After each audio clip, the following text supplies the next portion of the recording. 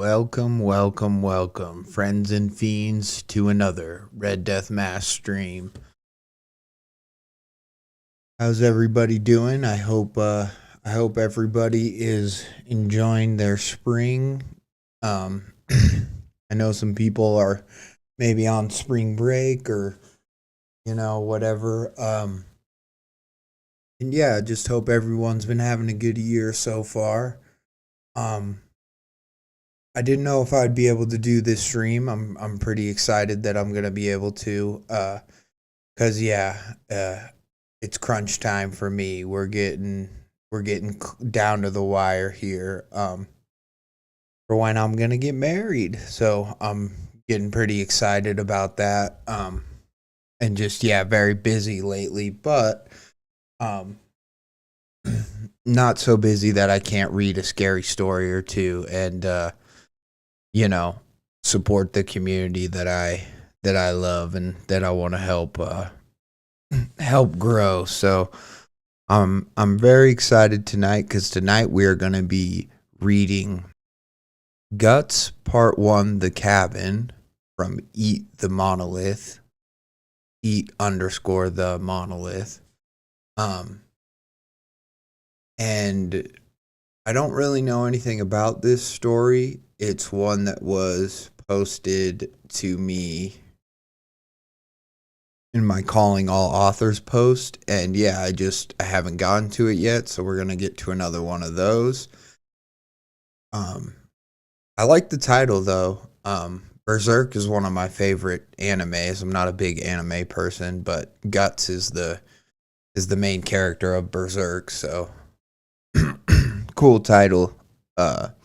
If nothing else, And then next we have Trapped in the Closet from DaniWitDaVibez. And I read one of their other stories before. I'm not quite sure what the story was called, but I have read one of their stories in the past, and they asked me to cover this one, so I figured why not. And then last but not least, we have There's Something Under the Boardwalk. And that will be, it is a part 1 too, and it's not that long, so maybe we'll read into some of the other parts. But we got multiple multi-part stories that I at least just wanted to start and just kind of see what's going on, and then maybe they'll hook us, maybe we'll have to finish them, or maybe we'll just kind of read the first part and just see what this author's up to, because there's so many multi-parts. I cannot stress enough how many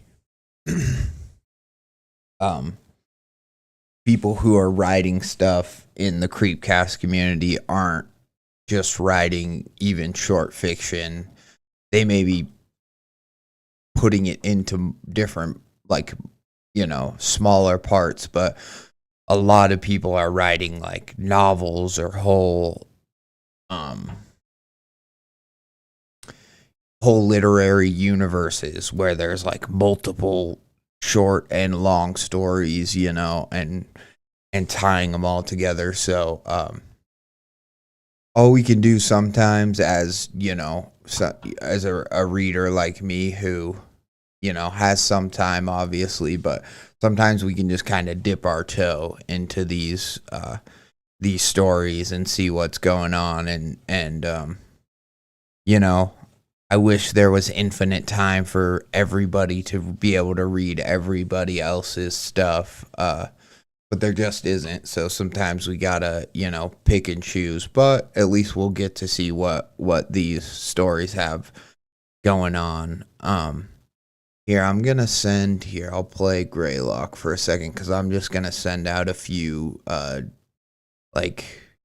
Discord promotion post things, and then we will get started with Guts first up here. Strong. So. This is Tiffany when she was a child. Okay.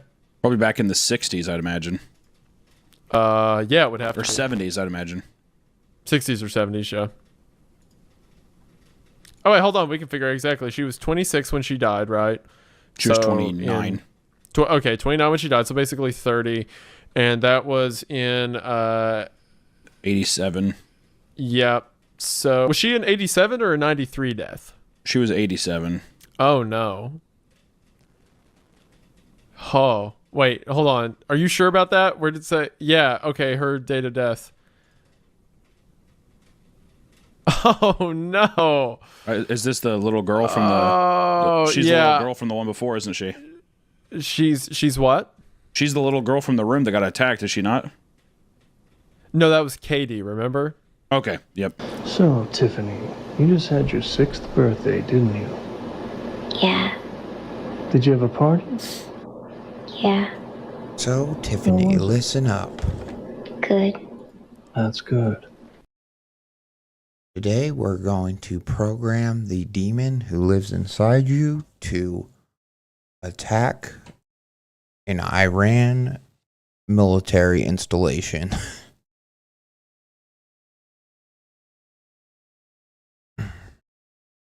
If there is a draft, which I don't think there will be, but if there was a draft, I'm gonna request to be in the part of the military that does thought forms and all that stuff, and so I can segue that into a writing career, a creepypasta career.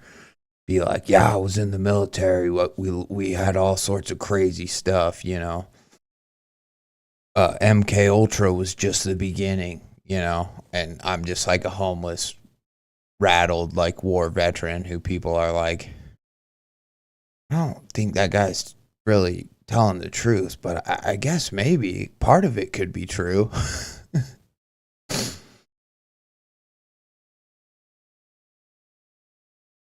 Anyways, let's get into Guts Part 1 here. Get a little mood music going.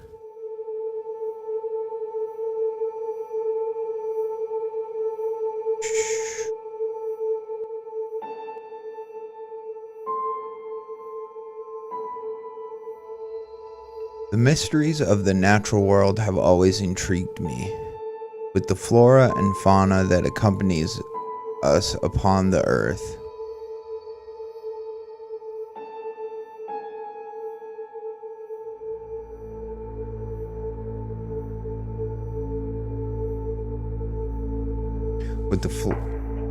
I'm kind of confused by the use of the word with the flora. With the flora and fauna that accompanies us on the earth. For all my 4 decades and some change, I have studied what I could manage. It was hard for a man of my stature. What do you think? It was hard for a man of my stature, short and from elsewhere. The United States of America has never truly been terribly kind.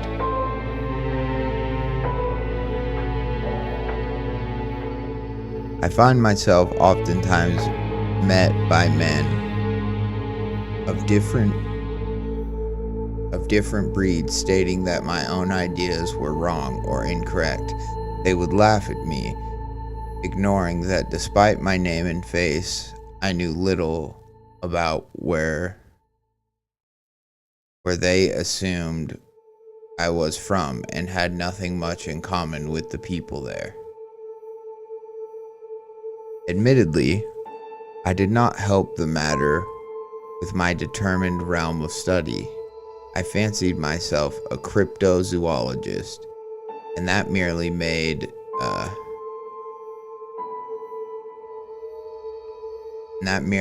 everything all the worse.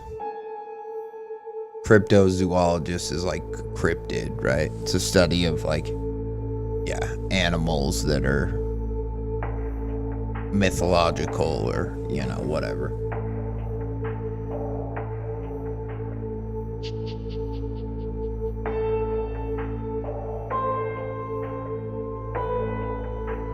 merely made everything all the worse. So I began to document the things I have seen and the things I have done. And though my name, Javier Diaz, will never appear in any officially published letter, and my so-called amateurish insights will never be accepted by the masses, I am comfortable in the knowledge that I am correct in my mission. And I know without a doubt that I am not crazy nor insane. I have seen what crawls through the inky darkness of night, and I have seen what can steal the stars right out of the sky. That's a pretty good opener. I like it. I was a little confused by some of the verbiage at first. Like the whole, like, the United States of America has never truly been terribly kind. It's just like too many qualifiers sometimes, like with that, and then it just became more clear as I was coming through the second paragraph that this person is, at least to me, trying to say, you know, not trying to sound, they're sounding eloquent in their writing, but also maybe from an older time. We're not quite sure yet, but you know, they're somebody who, they're a person of science, they're the natural world intrigues them, but they're also not taken seriously by their colleagues or whatever, and they're kind of like ostracized for being different, you know, because they're, I guess, of like, you know, Latin descent. They're, you know, we don't know what country they come from yet, but you know, so yeah, I'm guessing this is gonna take place in maybe like a jungle, you know, of Mexico, or, you know, Brazil, Ecuador, something cool like that, which you know, is exciting. I like that setting, you know, and the idea of the cabin, you know, kind of brings up at least a forest idea. And so, yeah, I'm interested, and I like that whole, like, you may not see my work in, you know, science journals or whatever, but this is my first-hand account, and it's the truth to the best of my, you know, knowledge and ability, and I'm not crazy or insane, which obviously we'll see, right? But so far, just kind of it does a good job of setting the tone, I think, and kind of setting that this person expects to be scrutinized, like overly even scrutinized, and they know that going into their account of what's going on. So yeah, I like this. This is interesting. And I am curious about, like, steal the stars right out of the night sky. Like, is that just like a metaphorical, like, you know, way of saying, like, I've seen monsters that can do unbelievable things? Or are we really gonna get some sort of a creature that, like, you know, I don't know, maybe they can, like, snuff out, like, lights, you know? And so literally they'll be in the jungle at nighttime, and all of a sudden the stars that are normally, like, kind of bright and you can see them, they're just gone, you know? I just kind of thought that would be a cool power, so to speak, you know? And it's interesting, you know? So that line really intrigued me. This unusual expertise of mine has led to my fortuitous position as a recognized expert in my my fortuitous position as a recognized expert in my chosen field. Students come to me, bright eyes and hearts full of questions, and others come to me under another guise. They hide secrets behind the fear in their eyes and have pictures, scribbles, and drawings, and the written, scrawled whispers of rumors that they followed, heard, or seen. These people ask me for help to correct the problems they face. They do not know what dangers lurk beyond the walls of their homes, and they believe me capable. Oh, I wish I was more capable. Interesting. So although like maybe he's kind of ostracized by his peers, it sounds like he still is a valued like source of information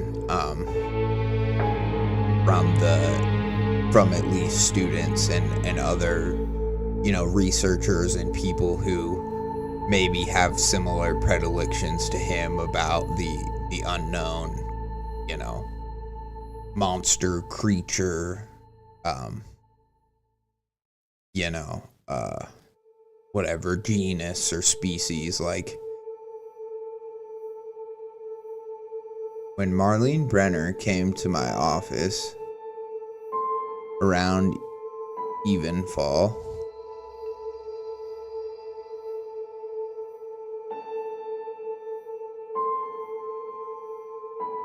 is that just another way to say nighttime? I don't know if I've ever heard that. I assume so. Like evening fall. Came to my office around evenfall. Or maybe, no, it's not cat. Okay, I don't know. Who knows? Who cares? A feared look in her eyes and her face pale. I knew something was wrong. She smelled like gun oil and bath salts and wore her night clothes, wrapped in a bathrobe and still wearing her slippers. Madame, I pleaded as she barged her way into my office. As I opened the door, tears streaked her face and she collapsed on the couch along one end of my room, her head in her hands, her raven black hair covering her face. She sat there for a long moment, taking in long shuddering breaths in the gathering darkness. Are you all right? I asked, stealing a look at the street outside. My office was part of a small strip mall. Oh, I was thinking he was out of college. That's so weird. Because it said students, so, but maybe he just has an office, yeah, I guess, where he, you know, investigates supernatural stuff. I don't know, we'll see.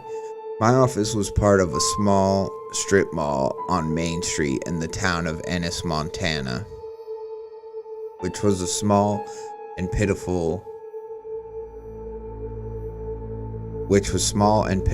and mostly known as a throughway to Yellowstone, or the more well-known Virginia City. Okay. It was a pit stop, and because of its nature as one, it often collected the strangest sorts.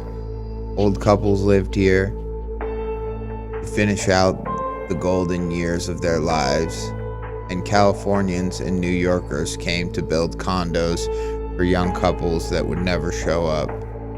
Peering through the windows of my office, I could see an old truck parked haphazardly on the curb.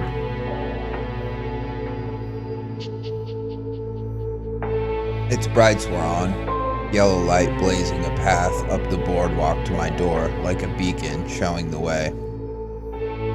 Something, the woman finally said after a few minutes of silence. Something is haunting us. He looked up, handing me a photograph. I took it and turned the lamp on my desk. and turned the lamp on my desk to get a better view.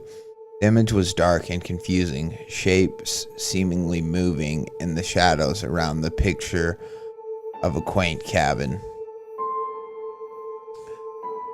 Madam, I assure you, I do not understand, I said at last, handing the photo back. Marlene hiccuped out a sob and shook her head, pushing the photo back towards me.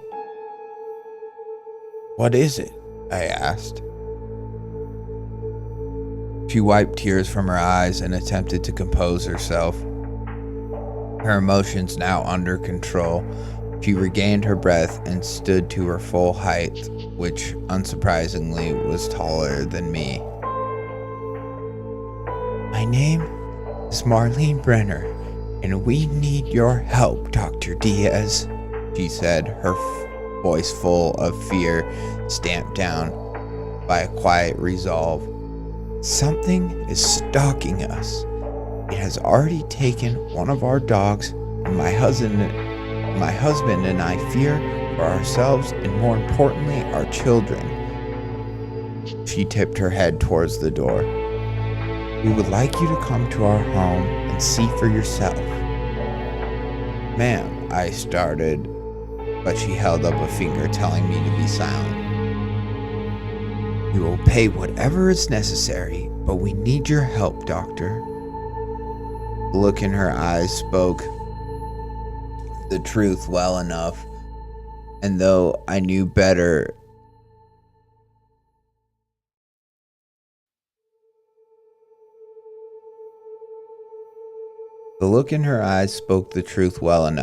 and though I knew better in any other way, I relented and allowed her to take me to their cabin, nestled to the north, under the watching eyes of Sphinx Mountain. The truck was small, perfectly suited to a family that builds their home in the mountains and tries to use it as little as possible. It was very nearly falling apart and clearly could use some love and care. It lurched forward violently every time Marlene used the shifter, and I felt like the wheels were only a few bumps from flying off the axles.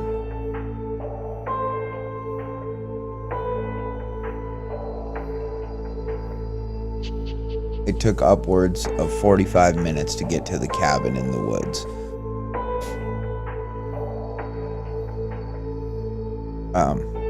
I'm gonna pause here because I just want to say I really like the way if the way this is being set up, the cabin might just be a part one, and then there might be like part two might also be about this family, right? But if it's being set up the way that I think it is, this person is, you know, a paranormal investigator type, right? It's Dr. Diaz, but instead they focus more on the ecological, the animalistic, whatever nature of whether it's a ghost or whether it's a creature, you know. So it really is kind of like a paranormal, you know, or just a sort of like a detective story where this is the case, right? And it's the cabin, and it's this woman, Marlene, and her family, and, you know, he's gonna kind of catalog everything he's seen, and maybe he solves it and figures it out, or maybe he doesn't really. But what's kind of cool about this is that I understand now why it's like, why there might be multiple parts of this, or why, like, you're like, oh, so I'm gonna get this story of the cabin and this one, and then if I like it, you know, I can read future parts if I like the tales of Dr. Diaz, so to speak, you know. I think that makes when you tell people like, I have a multi-part series that's like, it's like 7 parts or whatever, or maybe even more, maybe 100, you know. It makes it a lot more digestible to where you can see that, like, oh, if a new part comes out, you know, I know it's gonna be like a specific instance, you know, a specific case, so to speak. And so it's very like episodic in that way, and it makes it feel, you know, like a TV show. Like, you know, you're sitting down for that 45 minutes, you know, you're gonna see them solve a case, you know, they're gonna track the killer, they're gonna put pieces of evidence together. Like, I love police procedurals because they're so formulaic. And you know that, like, okay, it's gonna start, there's gonna be like a dead body or a crime of some sort, you know, the theme song's gonna roll, you know, Law and Order. Let's see if I have it. Oh, it's in my other soundboard.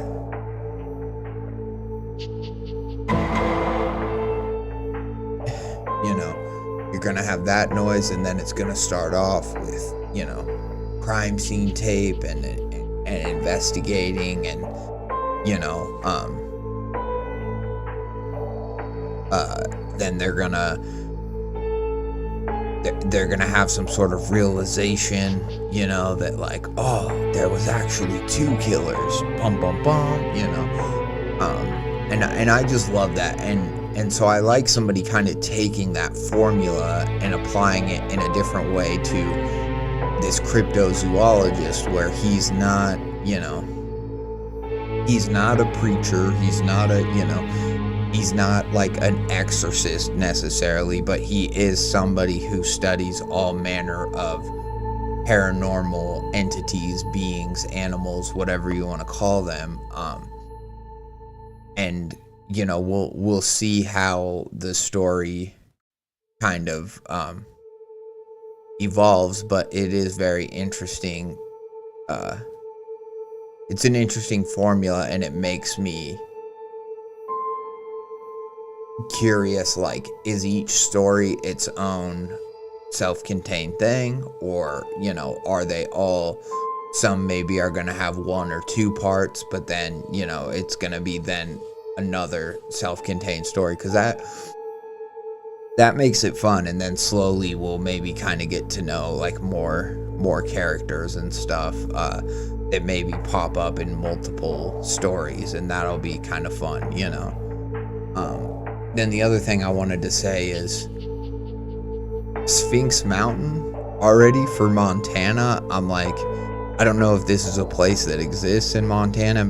Maybe it is, but already that name kind of gives me the heebie-jeebies, so to speak. I'm kind of like, so are they gonna is it gonna be some sort of a cat creature, you know what I mean? Like, and it just seemed kind of out of place for Montana already, so that leads me to believe that maybe there's gonna be some sort of legend of a you know, a mountain lion, an undead mountain lion creature sort of a thing, you know. It's interesting, you know. My brain's going off theories, angles. I'm stoked. I'm excited.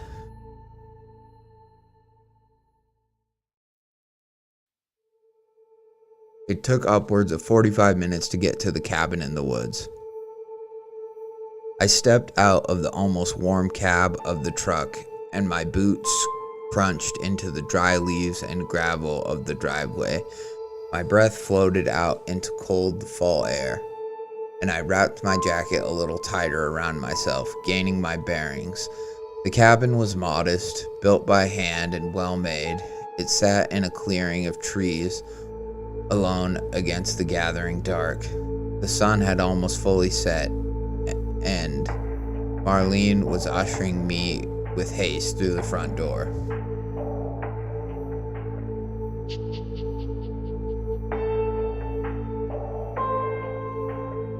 I walked up the steps to the I walked up the steps to the porch, my case in one hand, and entered the house. The warmth inside was pleasant, but not overly hot. It was well lit, and Marlene's husband sat on the couch in the living area, staring intently on a rifle laid out in parts in front of him, like he was trying to will it back together with his mind. Marlene shut the door behind us. I heard the clicking of multiple locks and saw from the bay window as she shut off the porch light. She quickly drew the curtains on the windows, tight and secure, and sat on the couch beside her husband, taking his hand in hers. I looked around the room for a moment. It betrayed itself. Speaking of a life well lived and full of love, the interior had a few mounted trophies, no doubt from the family's own hunting prowess, and I could see children's toys lying on their sides all around the living room. A dog lay alert by the front door. He was a German Shepherd, and the collar around his neck read Captain. There was a dog bed next to Captain's, and that one was empty, save for the collar hanging on a hook on the wall above it. It's with the name Bucky engraved. I turned, sitting down in a chair set across from the Brenners. I'm aware that you know who I am, I said, setting my case down at my feet and leaning forwards, steepling my fingers.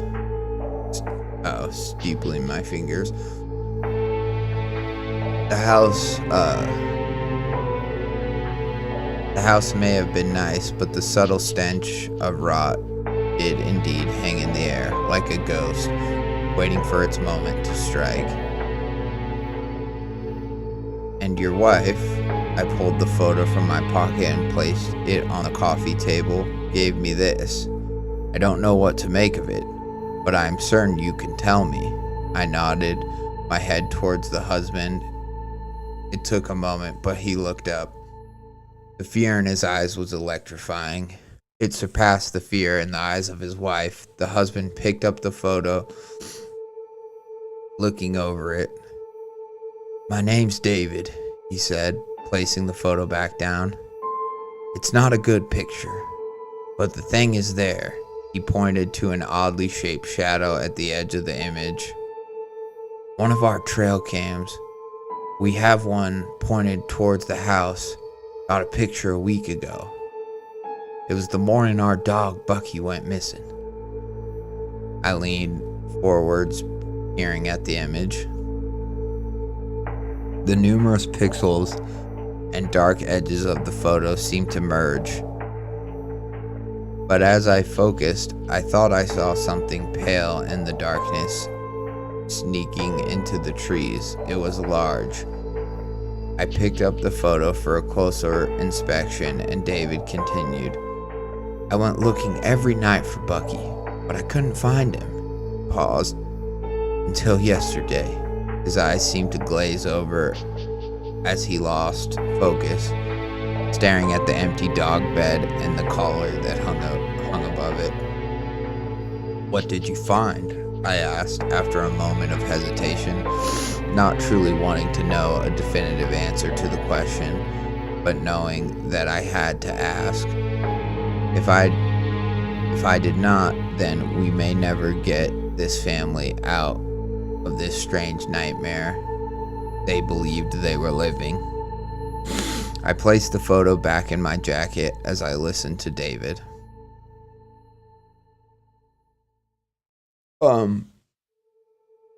One thing I think that this story is doing right, obviously it's very, like, the writing is, and the tone of it is very serious, which, you know, is making me feel for the family and feel for the stuff.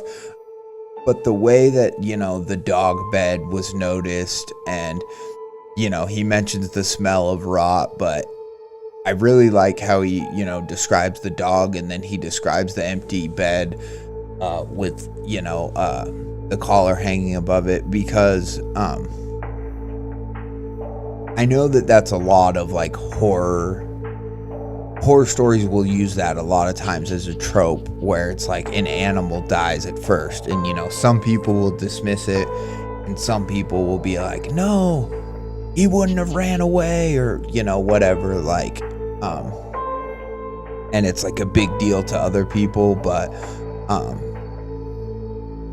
with the right sort of like imagery and reverence given to it, in this story it hits way harder, or just as hard as like a person dying, right?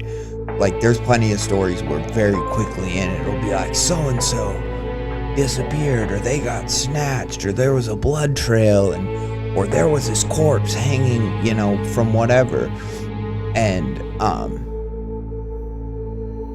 it doesn't hit quite as hard because like maybe you don't know the person, or whatever, but it just goes to show that like with a family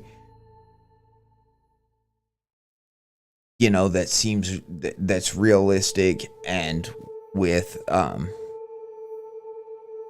the loss of this animal, and we can see how much it's affecting them, because all that's really happened is one of their dogs got killed, right? That's all we fully know, or at least went missing, and then we're about to hear how he actually found it dead.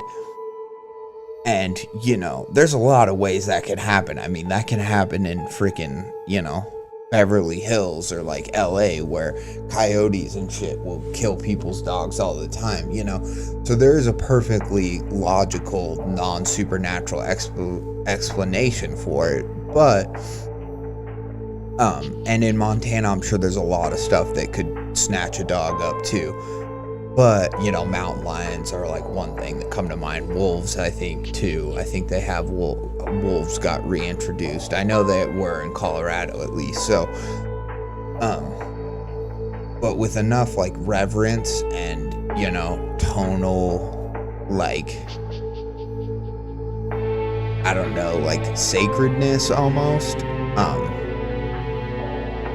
It really makes us feel for the loss that this family has. And so, like, the dog being killed or going missing and then being found dead, it's a big deal to us as the reader, too. And I just think it's worth mentioning that, like, if you're writing a story that's in more of a serious tone like this, that, like, you don't need to kill, like a character doesn't need to be killed, or it doesn't need to be like, well, she had, I mean, what was that one story, the CREEPCAST story, where it just like it was the one where it mentioned the circus, and it was the painting one, but then it was like at the end, it was like, they were children, they were made into slaves for, like all this crazy, whatever, like human trafficking almost esque stuff, and it just really hopped into that with only a few sentences, and to me it was like definitely whiplash. It was the one part of, like, the story was great up until that point, but it was the one part where I was like, this is just kind of silly or stupid. But then but like this story,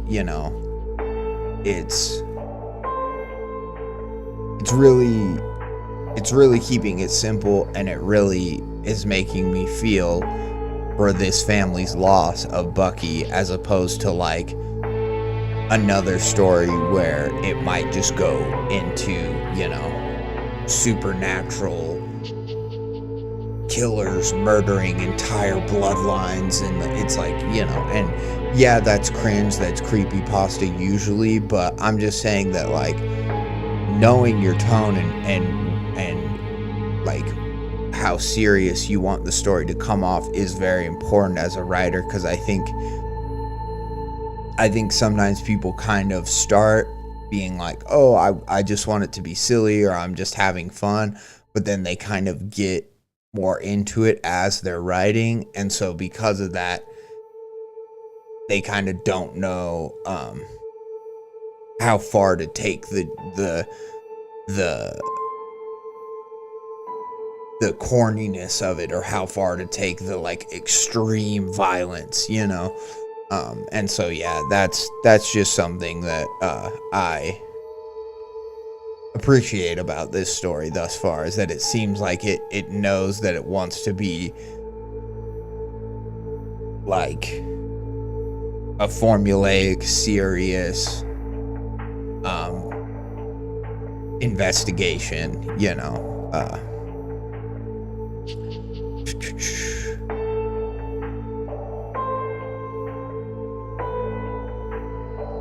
As I listened, back in my jacket, as I listened to David, I found him, David said softly, hanging a few miles up the mountain in the BLM, Bureau of Land Management. His voice broke for a second. He was hanging and eviscerated. He wiped his face, staring into the empty space. It was like someone had field dressed him. All that was left was just wet skin, hanging from a noose of sinew and guts. David met my eye with a grim look. A pile of bones were under the skin, broken. It looked like someone had sucked the marrow right out.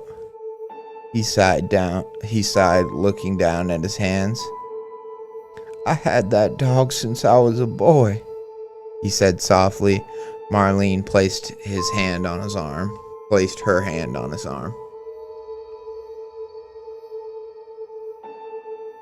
You buried him out back, she explained. But a pause. But something dug it up and took the corpse. All we had left was the collar. She looked back at the empty bed and the collar hanging on the wall.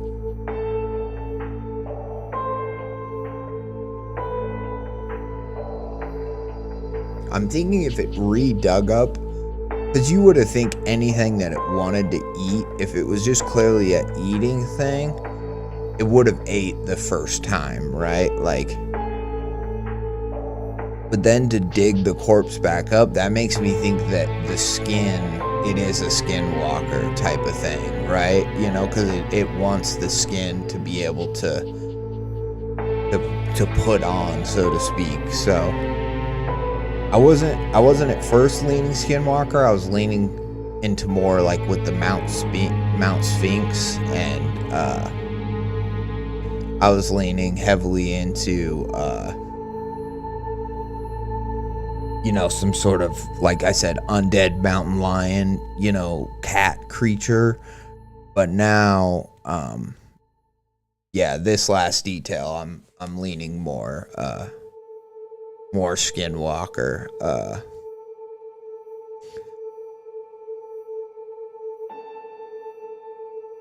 She looked back at the empty bed and the collar hanging on the wall. I nodded, jotting down a few notes in a tattered leather-bound book I always kept on me.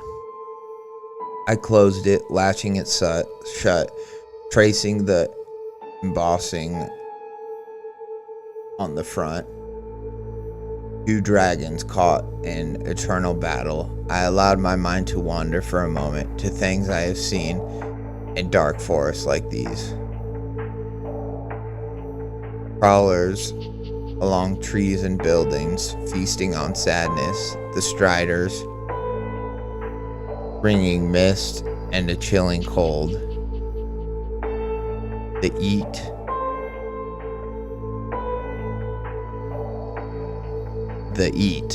I wiped my eyes, rearranging my glasses in the process. I was not doing myself nor these fine folk any good by dwelling on something like that. I looked up and nodded again, my expression grave. So you wish for my assistance in discovering this thing? I asked. David nodded. We have a guest room. You could stay with us for a few days. Find out what is out there, he offered. I held up a hand and shook my head. I was not one to impose my presence upon others, especially families, even when they offered such kindness. I can sleep outside, in my tent or the truck, if necessary, I assure you, I said. David let out an exasperated sigh, shaking his head into his hands. No, he said, with not a small degree of finality.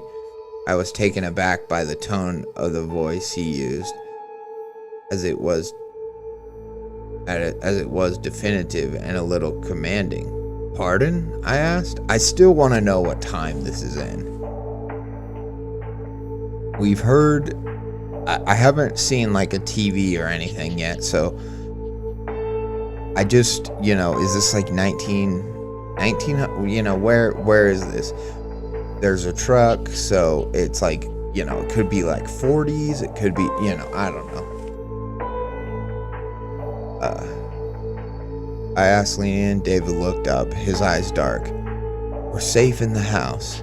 You'll be a target if you're outside, he insisted, gesturing to an open door down the hall behind me.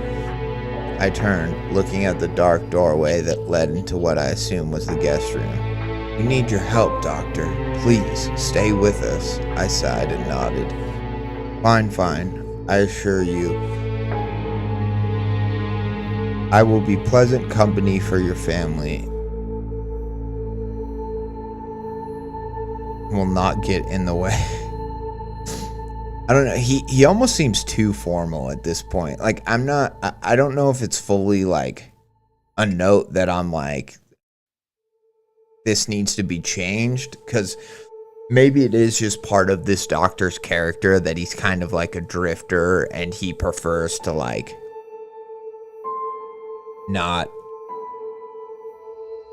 like he offered to sleep outside because he genuinely doesn't want to, like, he'd rather sleep out with the monsters, so to speak, than make close personal connections with a family, sort of a thing, it's kind of that thing, like, and that's why he's kind of a recluse or has his office, like his sad little office, and we don't really hear about any of, other than the stuff about the monsters, we don't hear about any of his past or anything else. So I don't know if it's just like a character choice that the author is making, but it almost in the way that he's now speaking, like, because these people say very plain speech, very matter of fact, like all that makes sense, all the stuff that they say. But he remember when he kept calling her madam or madame, and then he's like, the guy's like, you're safe in the house, we want you to stay here. Fine, I assure you, I will be pleasant company for your family and will not get in the way. It's like, it almost sounds like that, like they would be like, we don't give a fuck if you get in the way, or we don't care if you're pleasant company if you help us with this thing. Like, they would actually prefer him to, shake things up a bit, or not just be like, not just be so polite, but actually fucking find and kill this thing. If that means he's got to bang pots and pans at 3 a.m., then do it. You know what I mean? It just seems kind of like a overly formal thing to say when they're already like, we found our dog murdered, the corpse got stolen, or the skin got stolen, and blah blah blah, like, we need you to stay with us and figure out what the fuck this thing is so it doesn't kill any of us or our kids or whatever. And he's like, no need to worry, I'll be very neat and I will not, I promise I will not stink up the bathroom. And they're like, what? I don't know. It just kind of, again, it's unique in the way that he's being so formal. And I get it. He's like an academic dude, right? So maybe he's just used to kind of, and I think it is an older time. So maybe I'm judging it from a more modern outlook where this is how people would behave at in an older time where like etiquette and manners, there was a lot more rules and stuff like that. And so he might just be trying to adhere to that like older, stricter code of, formality. But, I don't know. Again, in like Montana doesn't strike me as like an overly formal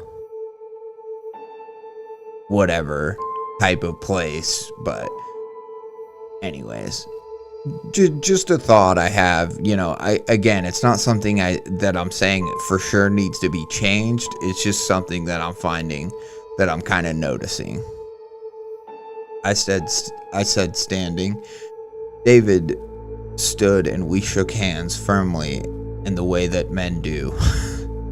David seemed like a gentle soul, and the pain I could see in his eyes and hear in his voice seemed to cut him deeper than any blade. I had only seen a man in such a state a few times, and often in the mirror. I bade them good night and picked up my case. My room was small and had only a chest of drawers and a bed. It smelled stale, but not in a bad way. It had the scent of sheets that were washed but had been unused for months. The window curtains were closed as well. Curious, I opened them a crack, peering out into the dark.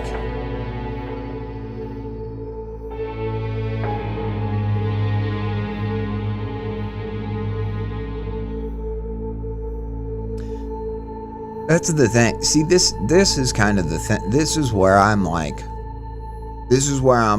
let's skip all this formality. Not necessarily in the writing, but I'm saying like in the way that this doctor is going about, and our Dr. Diaz is going about investigating this case. I'm like, you're so worried about telling them, that you won't be a bother. But it already seems like the wife knows some things. Like she closed the window, she closed the blinds, the curtains. And so, like, maybe spend some time before you just retire to your bedroom, like being like, okay, well, what are the rules? Like, what do you think attracts this thing? What were you doing the day Bucky went missing? Stuff like that. Like, investigate a little bit more, like, because as far as how like detectives do interviews, as far as like even a initial interview, like he talked to the wife at the office, and he's now talked to both the family, but I feel like he hasn't asked many questions. Like he asked, what did you find or whatever, just something like that. But I'm like,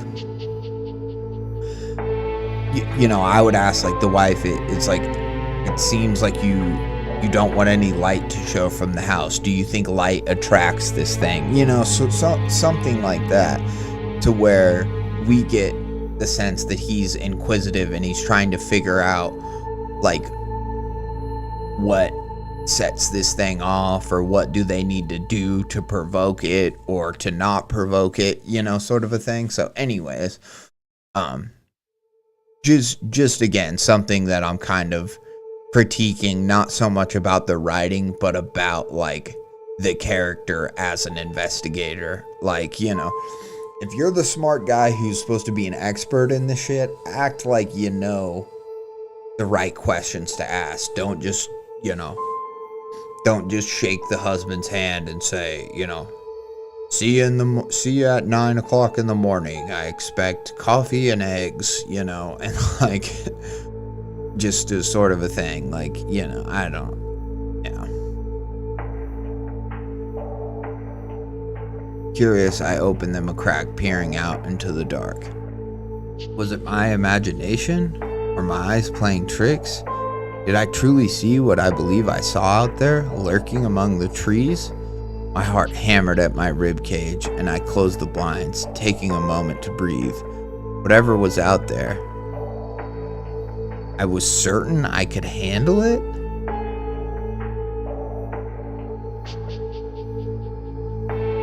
Okay, interesting. Well, I guess, although I'm seeing him as this prim and proper academic guy, he's also talking about sleeping outside and all this stuff, so it's like, maybe he has literally fought multiple, like, cryptids, or, you know, so maybe he, you know, maybe there's another, maybe he's more of like an Indiana Jones type, where he has that, like, facade, but, you know, really he's gonna bust out a whip and a gun and kind of kick ass. So, again, just, it's like my heart hammered. So it's like he seemed scared from what he saw, but then he's like, I was certain I could handle it. Whatever was out there, I was certain I could handle it. These things are usually non-threatening, and when they are, they merely require a change in attitude. I shuttered my lights and closed my door. I sat on the edge of my bed, my journal in my hands, and closed my eyes, working through the raging thoughts in my mind. I returned to the possibilities I had been exploring earlier. Crawler? No. They usually inhabit more populated areas, and while they do prefer the cold, and God knows it was cold in Montana, there was simply not enough emotion here to draw them out. So it sounds like what I find interesting about this story is it does sound like he has like a not even one specific species, but a multiple, like, I forget what the word is, but a multiple class of species, like, already mapped out, where he goes like, there's these things, they're called crawlers, but they usually operate in populated areas where there's more emotion. Then there's, you know, whatever, striders, this other thing that he mentions here in a minute. And I like that. I like that that he has all this experience to where he can recognize the signs of different cryptids. There was not enough emotion here to draw them out. Striders were too large and simply did not travel this far south. Oh, okay. The only one I had ever seen was in Canada, on its way through to Alaska after all. My mind wandered onto other things, other monsters I may have seen in the dark. What else had I even documented? The EAT? So it sounds like the EAT are a creature. The EAT? I shuddered at the thought and almost turned the lights back on, but I knew better. My associate liked the dark.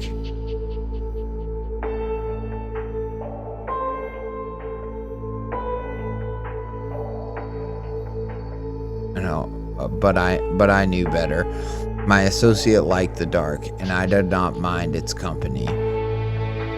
I could see it in the corner of my eyes, the dark shape lingering just out of view, feeding on whatever sorrow I still had. So it sounds like maybe he's haunted by some sort of an entity too. Like his dark passenger or whatever, you know. Interesting. The shape was something I could not define. but it put to rest my worries of this being an occurrence of the eat.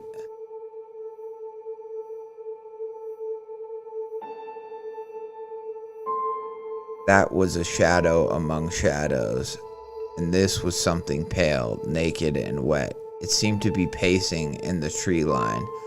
Then, after a moment, I could see it stop.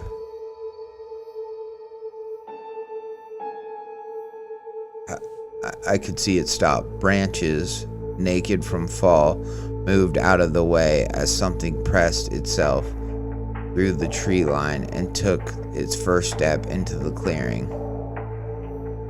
I knew it was nonsense, but I felt as if I could hear the leaves crunch under its heavy step. The thing started to walk into the clear moonlight. Its body was pale, naked, and almost human. Its stomach was distended, and its flesh was covered in welts and blood and pus-filled pimples and pustules. Ugh. My breath caught in my throat, and I slowly pulled the curtain back over the window.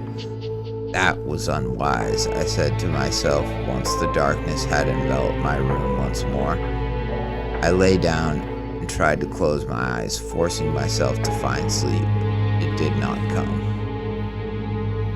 But I could hear the thing outside. I felt exposed, like I was laying.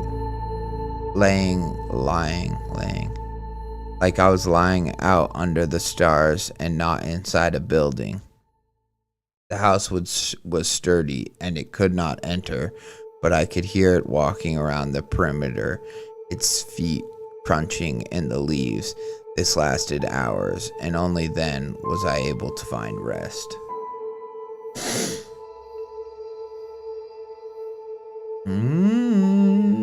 I don't know.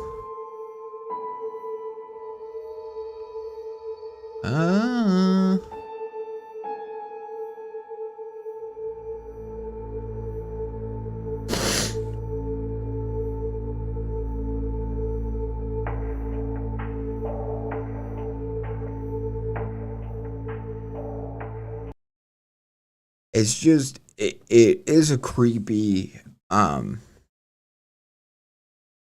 is a creepy monster, right? It's a creepy creature. The only thing I'm kind of wondering is, like, when he said, like, my associate favors the darkness and I don't mind it.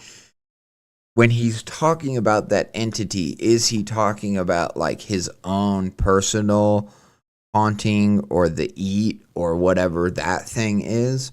Or was he discussing the thing outside? Like, I don't know. To me, that part got, like, a little bit confusing.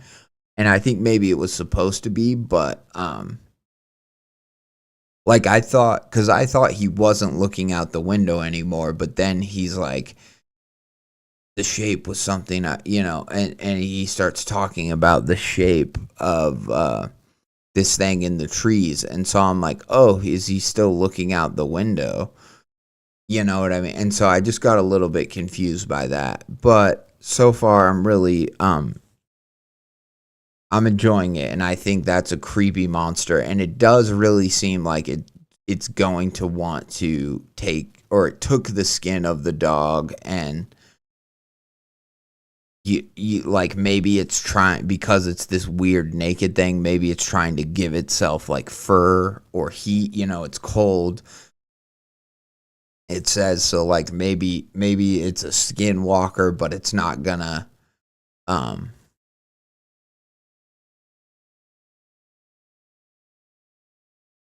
kind of stop motion puppet. Maybe, did I miss a paragraph? Maybe I did.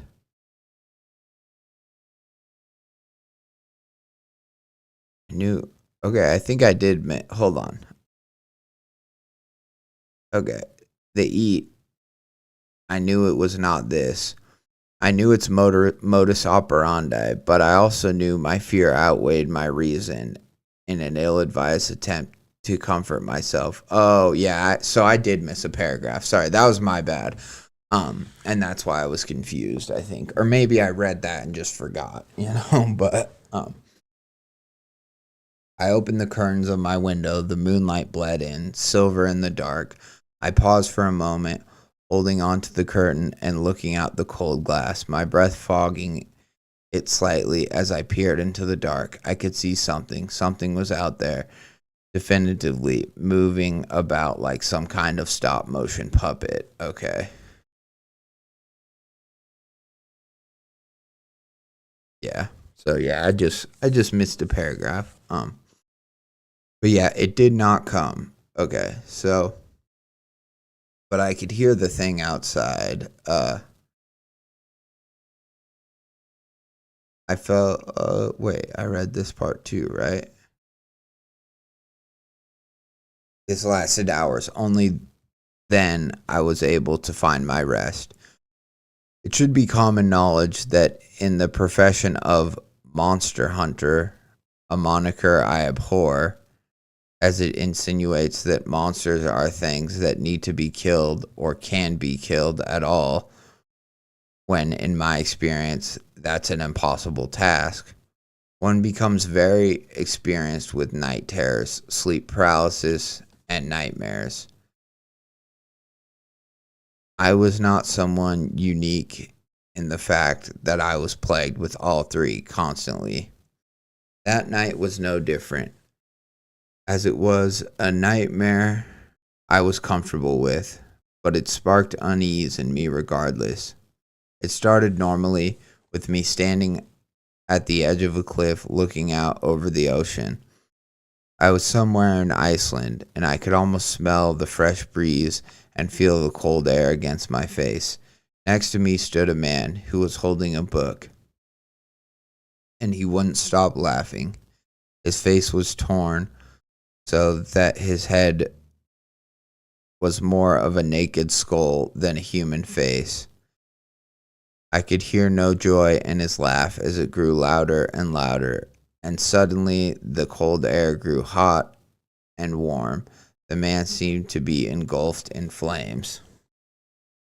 I screamed out in pain as I watched the fire reach the water, and it seemed like the entire ocean was ablaze. I watched my hands turning them as my flesh flaked away and my bones were charred black. I woke up with a start, a heavy feeling in my chest, like I was being pinned down. I couldn't catch my breath as I tried desperately to move. My limbs would not budge. Hold on 1 second.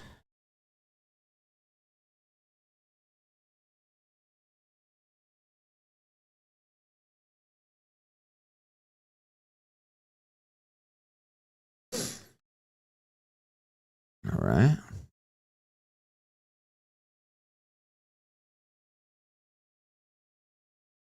My limbs would not budge as I was locked in place. I tried to take a deep breath, but it was like I had rocks sitting on my lungs, keeping pressure and making it almost impossible to breathe in.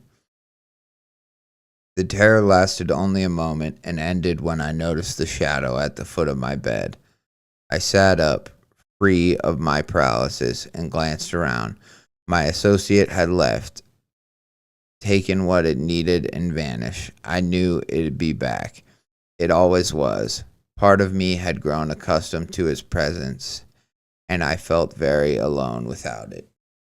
So yeah, he's definitely being haunted by his own entity, and maybe that's what he calls the eat or whatever. I don't know, but clearly he's got some sort of a like soul vampire sort of a thing that I think he said it eats his sadness, maybe. So very, very interesting. I like the whole it's setting up, multiple story plot lines while also just getting into this first story. And I like it. I'm here for it.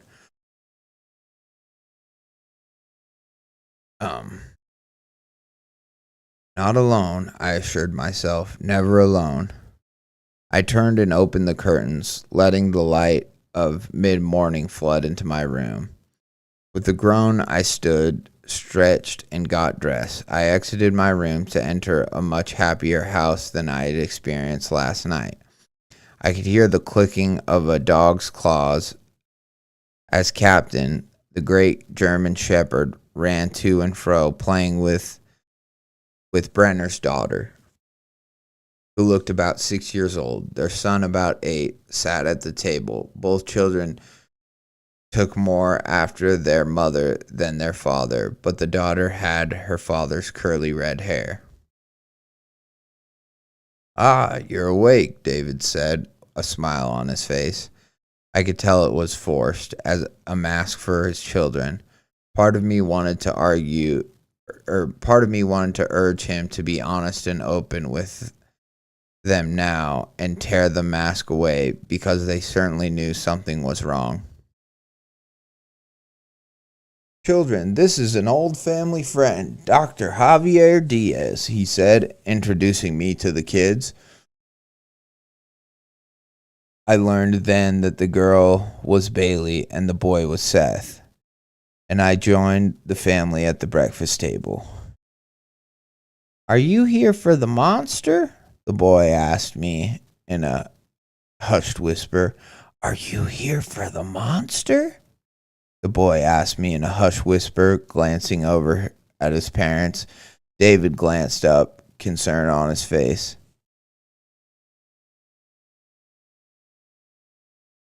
"Seth," he said. I held up a hand.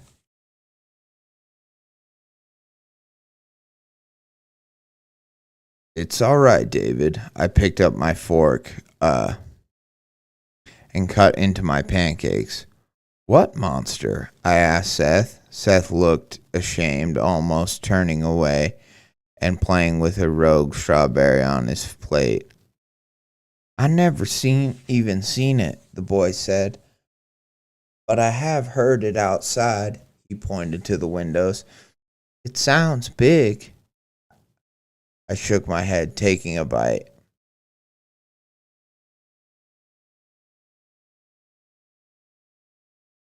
"There's no monster, Seth," David said. Marlene looked between us, worried. I nodded. "Your father's right, Seth," I said. "Just some coyotes wandering around." Seth narrowed his eyes and furrowed his brows. "I know what a coyote sounds like, mister," he said, "and this is not one of those." We ate our breakfast in silence, and when we were finished, I helped the parents collect the plates while the children wandered off to the room to get properly dressed. You shouldn't be hiding this from them," I said as I placed the plates in the sink. David glanced at me, putting the ingredients away in the fridge. "They don't need to know what's out there. Not yet," he said, finishing up. "I can't tell you how to parent," I said, "but they know something is wrong." "You said you wouldn't get in the way," David reminded me, turning his eyes dark. I held up my hands, apologetic.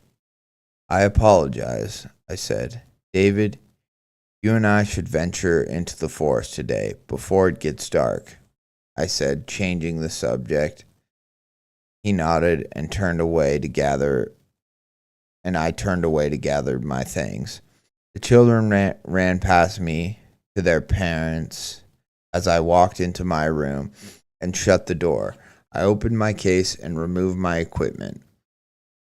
It wasn't a lot, just a few simple things that I have found useful over the years. Some medical grade face masks, a pair of leather gloves, a pair of latex gloves, a heavy metal flashlight, a bundle of dice made from knuckle bones, reasonably sourced, I assure you, but yes, they are human, and a knife. I wrapped myself in my jacket and pulled on my gloves, grabbing my trail hat as I left the room. You're the man of the house, Seth, David said as I entered the main room. You gotta protect your mom and your sister, all right? His voice was grave, and I could see that Seth understood the gravity of what that meant. What world do we live in that 8-year-olds must shoulder such burden? I often wonder if we grow too fast or if the world around us is too dangerous for our own good. I adjusted my gloves as I stood, a little awkwardly, to the edge of the room. When David had finished giving his son his mission, he stood and came to me, a rifle in one hand and a shotgun in the other. He offered the former to me, holding it out. I looked at it for a moment, considering. I imagined the feel of it in my hands, familiar after all this time away from such tools of death and destruction. I almost tempted to take it, to wield it against the dark. How well had that gone before? A few broken bones for me, a hole in the wall, and the thing I shot at laughing at me. I buried the thought and shook my head, denying the offered weapon. I'll do fine on my own, I assured him.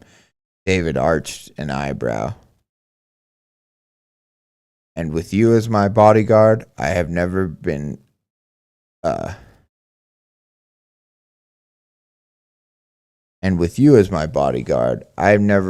with firearms, and fear if I were to carry it, it may accidentally go off in the wrong direction. David relented and slung the shotgun over his shoulder. He was bringing a veritable arsenal with us, as he had his 2 long guns and a pistol at his hip. In contrast, I seemed woefully unprepared, carrying only a knife at my side. David let out a sharp whistle, and the captain's ears perked up. Here, boy. The dog leapt to his feet and made his way over, standing still at David's side.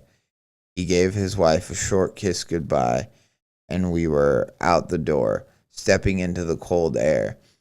I shivered slightly, more from the apprehension than cold, as we made our way to the tree line. You saw it last night? I asked, finally breaking the fragile cold silence between us with a breath of warm air. David sighed, nodding. It comes to the house every night, I think, he muttered, picking his way through the brush as we broke through the first few feet of the tree line, usually from different directions in the trees, trying to stop us from finding where it comes from, I think. He pointed to the trail cam set up about 12 feet on a tree nearby. So we set trail cams. I had them set lower, but it kept taking them down, so we put them a bit higher, trying to catch sight of it, see where it comes from. Any luck? I asked, stepping wide over a fallen dead branch and trying not to trip on an uprooted tree trunk. I hopped a bit to regain my balance and continued to follow David through the dark forest.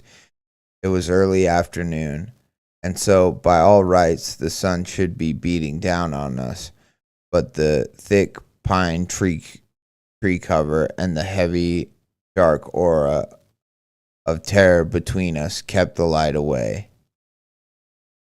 It was a shame, because I would have liked to feel its warm rays bathe me aglow and keep my heart a little more hopeful. No, David said curtly, after a moment of thought. "We've seen glimpses, pieces here and there, but never the thing in totality." He ducked under a branch, then pulled it out of the way for me. I walked past, and he let the branch swing back into place. "But I remember where it left Bucky, and that's where I'm taking you," he said. I nodded. I thought as much. We made our way through the trees and onto the small game trail. There was enough space to walk single file through the forest. The path twisted on itself and wound back and around the trees multiple times. The course was so erratic and twisting that I lost my bearings more than once. The hairs on the back of my neck wouldn't calm down, and a prickling sensation trickled all the way from my scalp to my toes. I felt like something was watching us.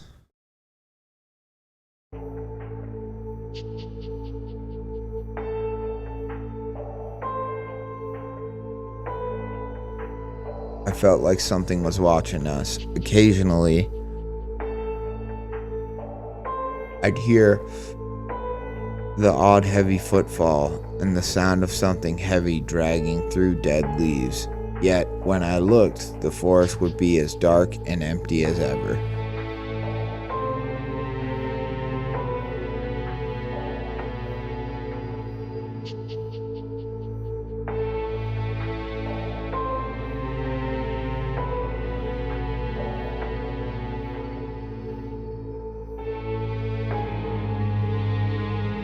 The truly strange thing was the complete lack of sound.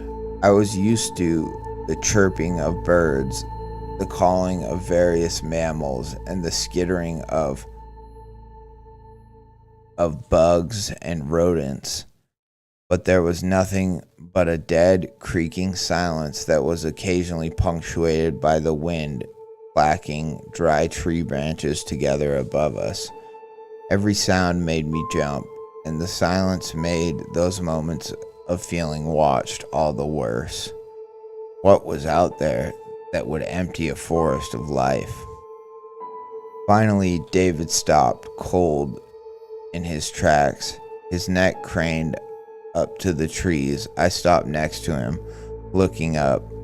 Bits of sinew were still hanging on the branch cut at the ends, where David had removed Bucky's corpse. "He was here," he said, his voice quiet, "hanging, all alone." I let him sit in silence for a moment as I explored the area.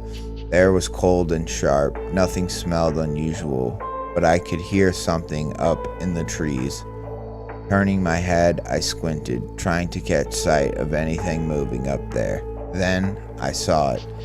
It looked like a wind chime, sitting in the tree, made of bone. It was gently clicking together, making small, hollow tink noises. I noticed that in the bone were carvings and holes etched into it, causing each blow of the breeze to cause the chimes to whistle slightly. "Mr. Brenner," I said, breaking the man out of his depressed stupor. He turned a question in his eyes before he could speak. I pointed one gloved finger up at the chimes about 10 feet above us, hanging from a branch. He followed my direction, tipping his head curiously at the sight. "I believe," I said, that whatever this creature is,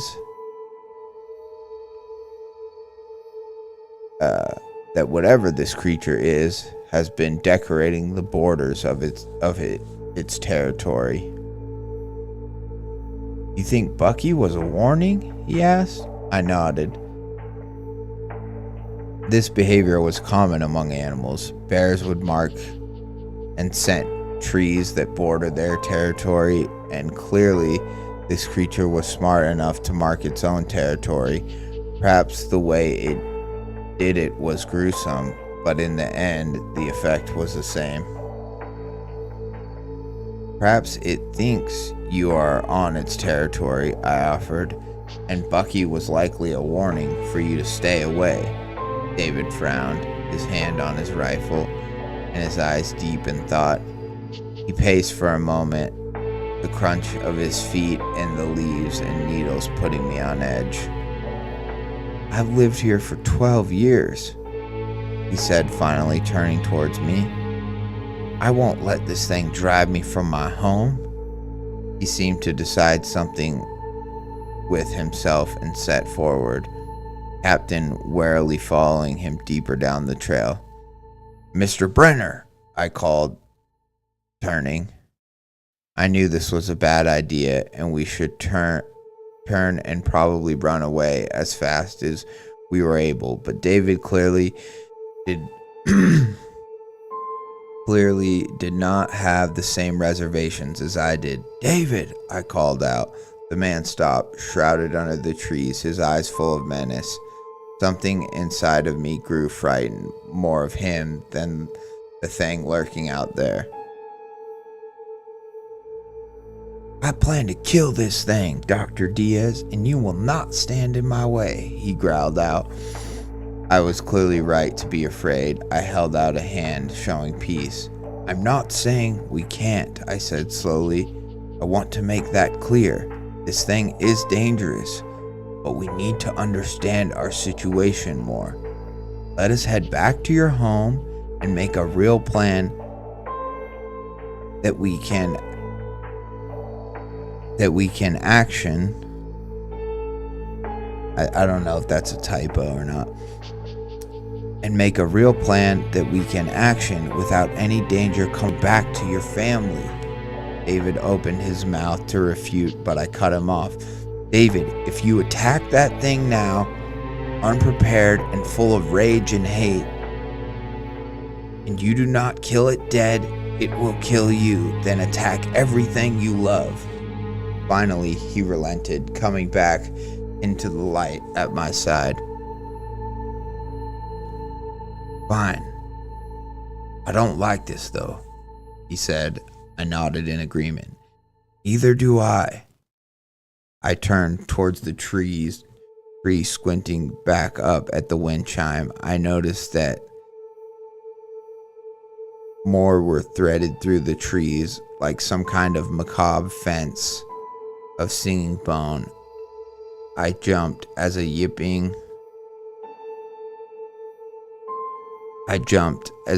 filled the silent air, and the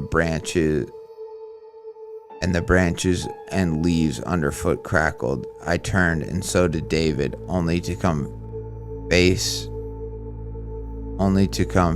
to snout with a small gray fox. Its ears twitched, and it turned, bounding away and yapping and calling in the strange way that foxes do. I shook my head with a chuckle and took firm grip on the tree. I started to climb to get a better look at the bone chimes above us. When I came into view, I took out my notebook and carefully sketched what I could see. The bone was a fair distance from the ground, but I could make out the vague shape of what was carved on the chimes themselves. It seemed to tell a story. It depicted a large humanoid creature with... oh my god. This is crazy that all this is carved into the bones. I mean, it's cool. It's a fun way to kind of learn about this creature. I'm liking all that I'm reading, but I'm like, the idea of this creature carving this like super intricate like hieroglyph, I'm like, okay. But it is humanoid, so it does kind of make sense, but at the same time, I'm like, you could tell that it depicted a large, distinct reptilian features making its way through a waterlogged swamp. Then through a door, and then through the mountains. This time, that same reptilian creature seemed to be thinner and weaker, and the flesh of its face had fallen off. Undaunted, I finished my drawings and notes and was about to make my way down the tree when I froze. There was something in the trees around us. I could hear a raspy, breathy kind of wheezing coming from underneath me. "Do you hear that?" I called down to David as I started to move again, carefully placing my feet on thick branches, climbing slowly down the side of the tree. He nodded, staying silent. I hit the ground and brushed loose needles off my clothes, glancing around us. The day was dying, and night would set upon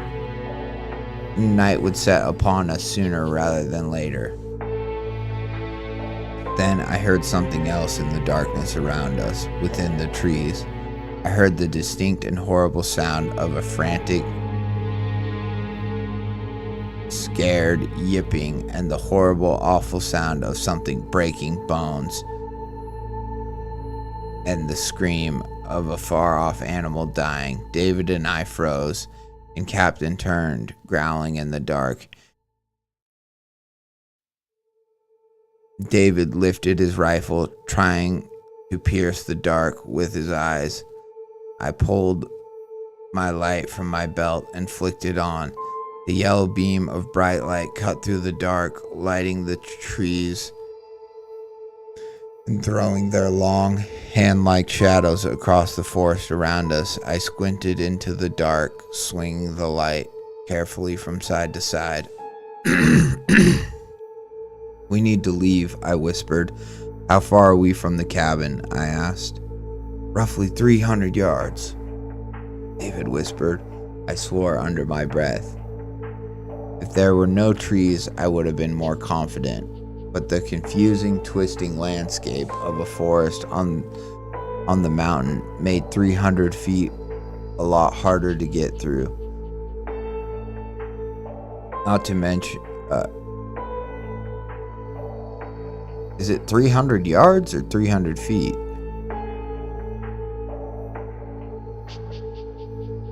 A lot harder to get through, not to mention 300 yards. Okay, I see. Especially since we were reaching the end of the game trail we had followed to get as deep as we did. We were losing light, and I was losing hope. I moved the light back through the trees, my breath ragged. I tried to slow my erratic heartbeat by trying to take a few deep breaths, breathing in deep through my nose. The stench of the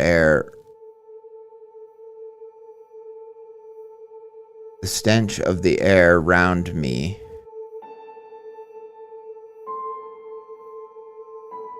The stench of the air, I think it's supposed to say around me, almost made me gag and throw up. However,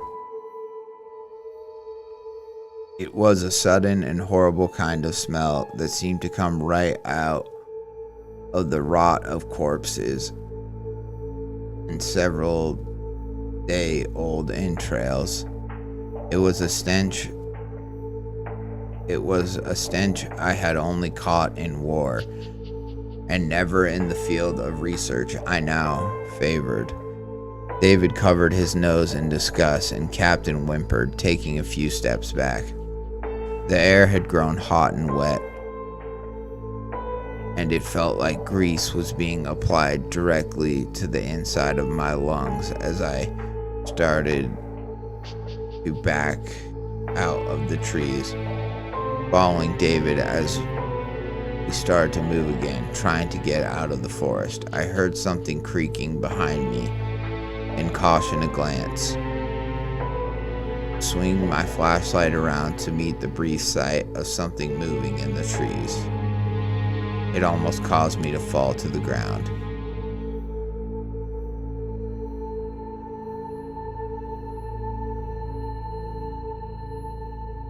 There was something following us, and it was bigger than I had ever thought. I didn't catch a good sight of it, but recounting this now, I wish I had seen it more then, so I didn't have to suffer the sight of it properly later.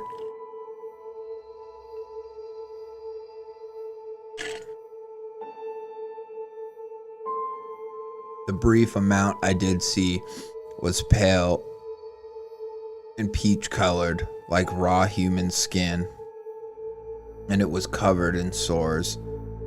I saw its hand, its horrible, horrible hand, with 7 long fingers, almost as long as my entire forearm, as it held tight to a tree before quickly disappearing into the dark. Panic now well and truly set in my heart, David, Captain, and I made our way through the dense brush and finally into the clearing. We did not stop there, as we could hear the twigs and leaves crunching and snapping behind us as something heavy moved through them. We only stopped as the door to the cabin shut behind us, and we locked it. Marlene looked up in surprise from her place within the kitchen, and the children glanced up from their books on the couch. The room was silent for a moment, and David and I caught our breath, and Captain lay cowering in his bed. I glanced out the window, pulling the curtain back for a peek out at the dark, and jumped back in surprise. An eye was pressed to the glass, staring at me. It was large and pale, as if someone shoved a balloon into the empty eye socket of a skull. It sagged and seemed to be lit up with a ghastly flame. The eye quivered as the thing on the other side pressed itself closer to the glass, its breath fogging the window. I quickly closed the blind and turned towards the family and looked at the children, then at the parents. "It's outside," I said softly. "What's outside?" Seth asked, looking up at us. "Nothing, baby," Marlene said softly, wiping her hands on her apron and walking to her son, meeting him on his level. She wiped a strand of black hair from her eyes. "We're going to be fine."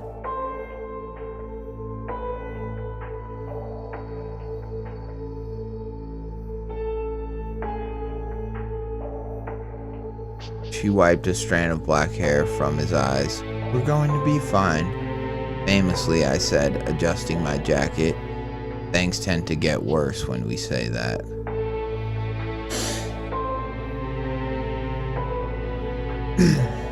That was cool.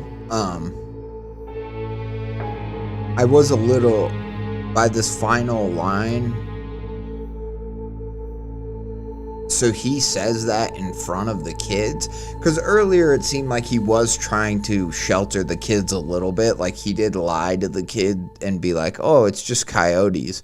So now the fact that right when the thing's outside,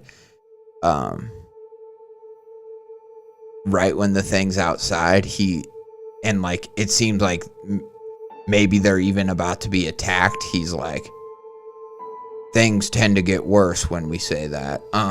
I don't know, to me that just seems kind of funny, but it's kind of a fun ending where it's like, yeah, things are about to really fucking pop off, you know.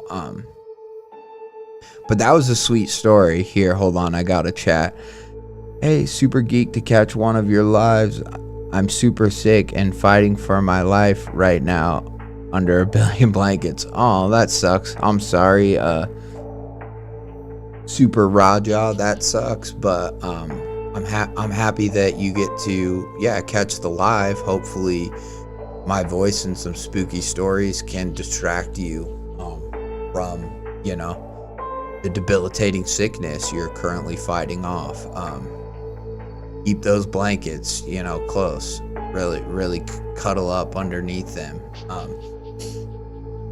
But yeah, this story was a very good beginning. I actually do want to see real quick before we move on to the next one. So, yeah.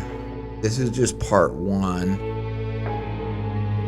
Okay, there's no more links here, but I'll look on his webpage. Eat the Monolith, part 1, Cabin, part 2, the Corpse Grotto. That sounds fun.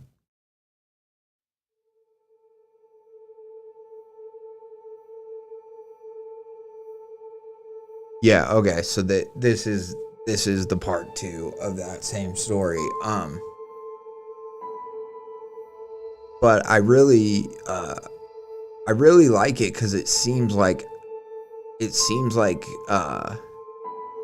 this Guts series, so to speak. The Mountain Lizard. Okay, finale. Okay, so it is just a 3-part. But that was a banger part 1. I really liked how he kind of, or this author, I don't know if it's a he or she, they kind of set it up to be like this person could just investigate this main character, Dr. Javier Diaz, is just a cryptozoologist investigator. So he could really, this is specifically the story of this one family, Marlene and her husband David, and their mountain cabin, and them being kind of hunted, or having to this weird mountain like lizard, whatever humanoid creature thing, and that's really fun. I like the stuff. I liked all the stuff about the wind chimes. I thought the wind chimes were like a super cool touch, and I liked the creatures marking its territory, and then carved on the wind chime seems to be a story of this creature like coming from another dimension or something. Like it said that there was a swampy like area, and then a door, and then all of a sudden the mountains. And so that's like, maybe it didn't come from another dimension. Maybe it was just like a creature from Florida, but I don't know what the door means then. Maybe it was a teleportation sort of a thing or something, but it was really cool. And it was the beginning. It took enough time to set it up to where I feel like this is just an investigator that you could kind of use as the narrator for any type of scary story you want to tell, because he can just go and he lives in Montana, but it's mentioned how he was in Iceland or Alaska or Canada or whatever, and it sounds like he's been in the jungle too. So I really like that they took the time. They weren't just like, well, I have this one specific idea for this creepy reptile, humanoid thing with sores and all that stuff, but like rather than just come up with a cool monster or whatever, they really took the time to create like a character that can just investigate any sort of supernatural, whatever. And then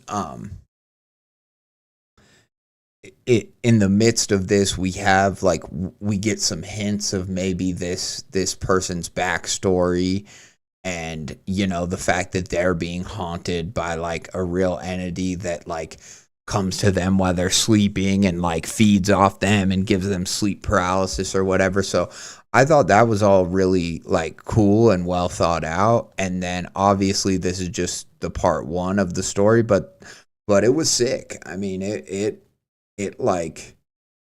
got me with quite a few of the parts from just kind of the beginning with the dog's like corpse and all that stuff, and the empty bed in the house, and then them going out to hunt the thing. And I really liked too how they David kind of like immediately turns all macho and is like, this thing's not gonna, not gonna make me leave my house. And, and he kind of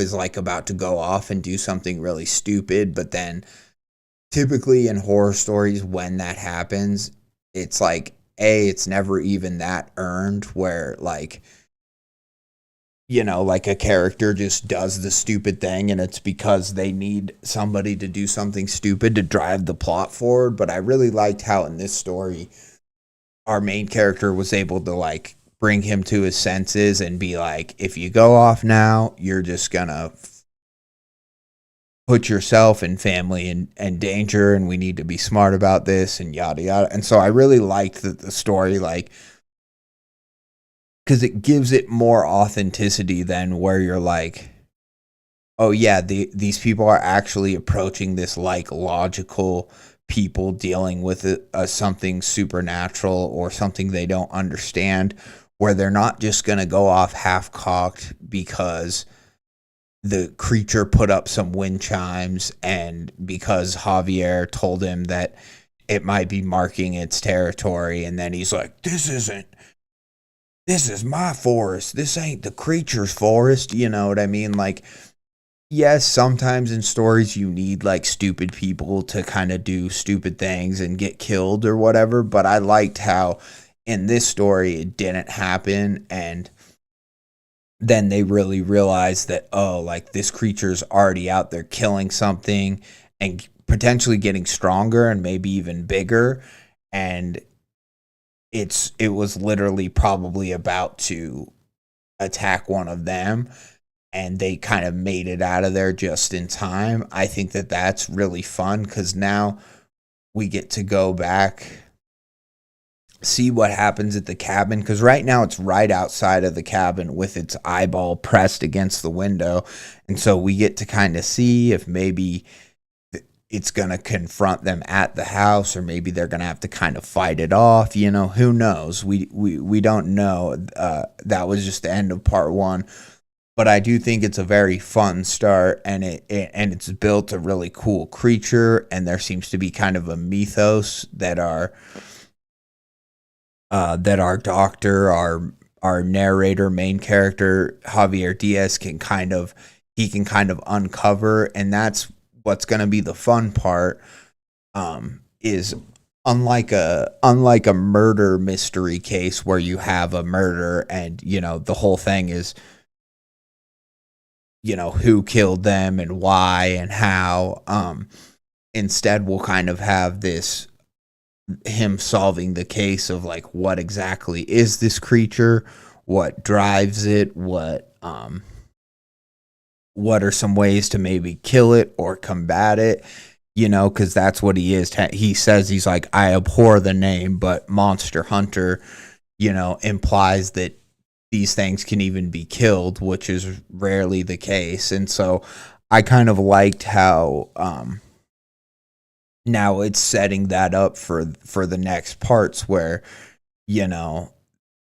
they figured out kind of a little bit about the creature, how it operates, maybe how it's changing or growing because it seems like it got bigger, or at least they didn't recognize the full size of it immediately. And now they're kind of getting to,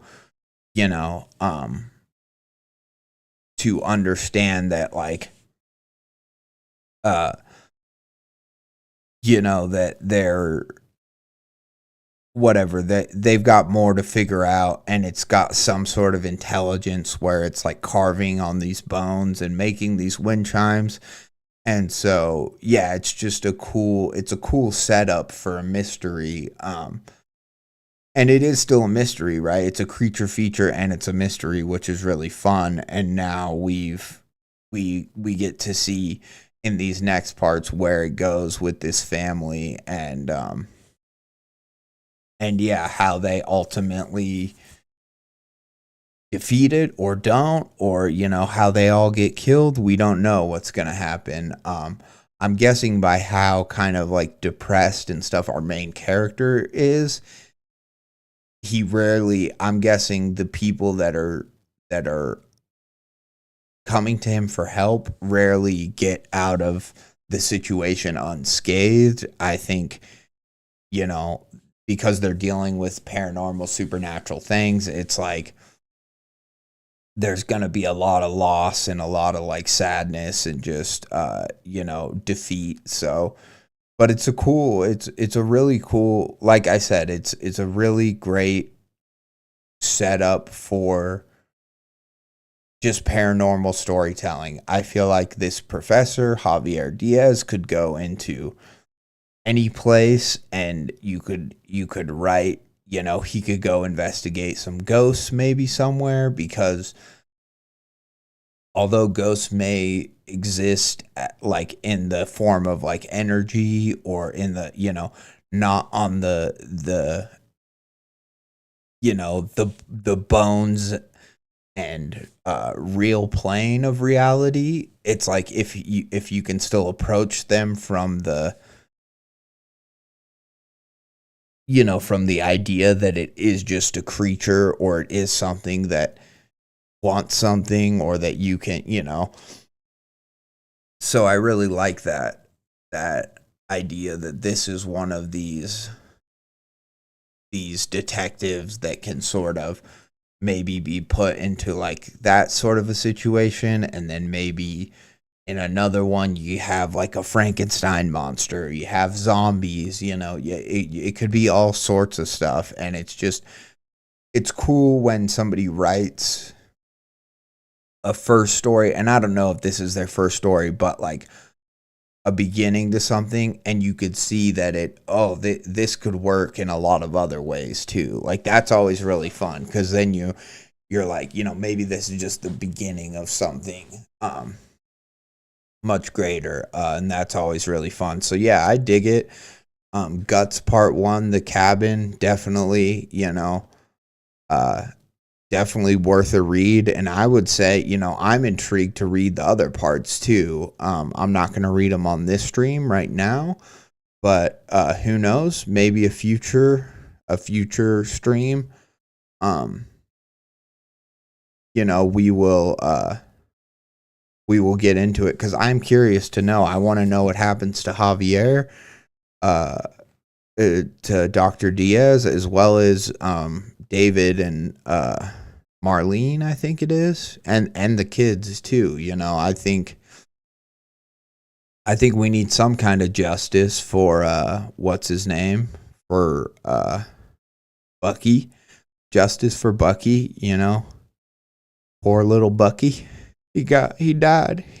He got strung up like a piece of meat. Poor little Bucky.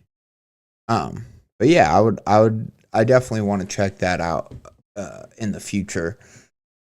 It's a great part 1, you know, and that's all if you're writing a multi-part, that's all you can want. I think at the end of the day, all you can really hope for is a part 1 that makes people want to read part 2, you know. If you do that, that's all it needs to be, you know. It doesn't need to be a pen pal or a Mother Horse Eyes or a whatever.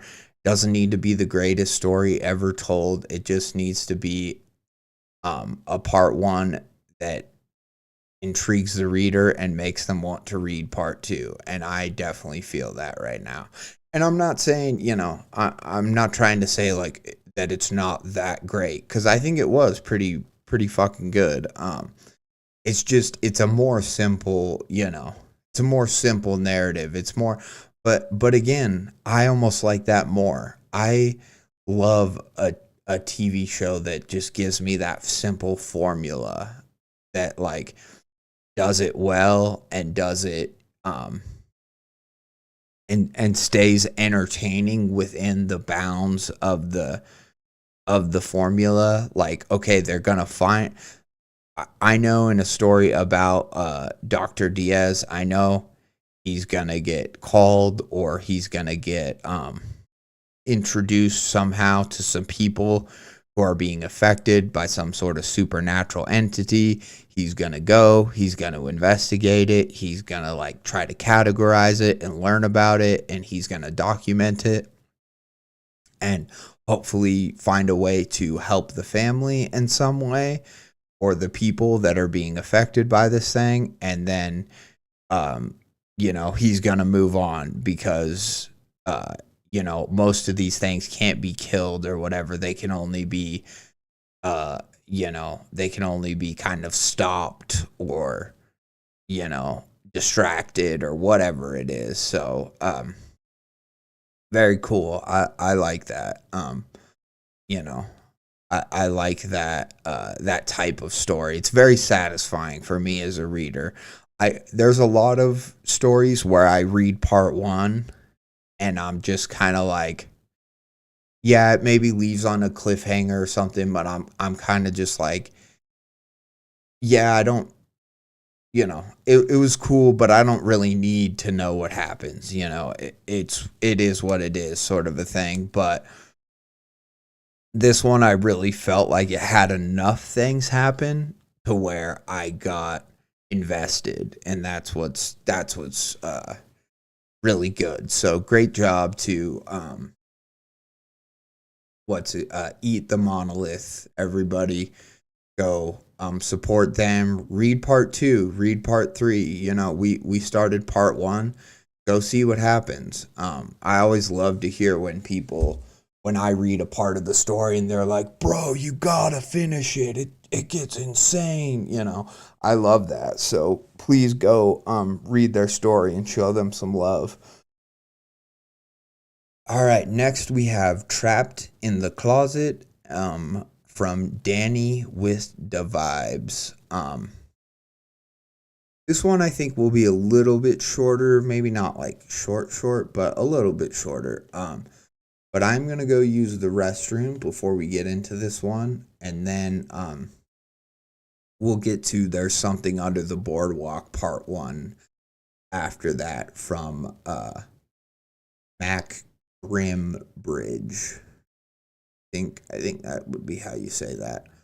But yeah, so we got 2 more stories on deck. Don't go anywhere. Super Raja, I hope that your fever dreams are peaceful as you listen to me read these stories, and I hope that you don't pass away, I guess. I hope that you get better, let's say. Danny from, oh shit, that's me. I didn't even notice. Yeah, it is you, Danny. I was wondering if you were going to pop in the chat because you say you watch some of my VODs and stuff. So, yes, this next story is you, Trapped in the Closet.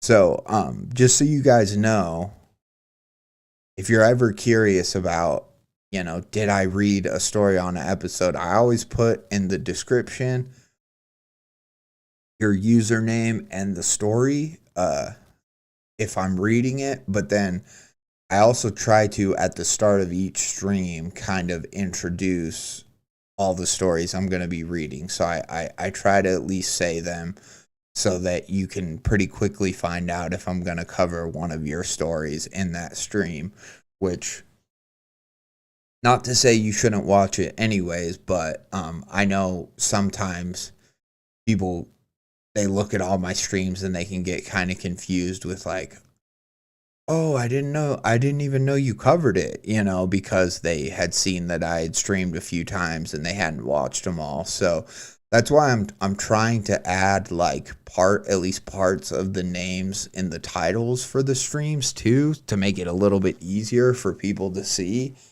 But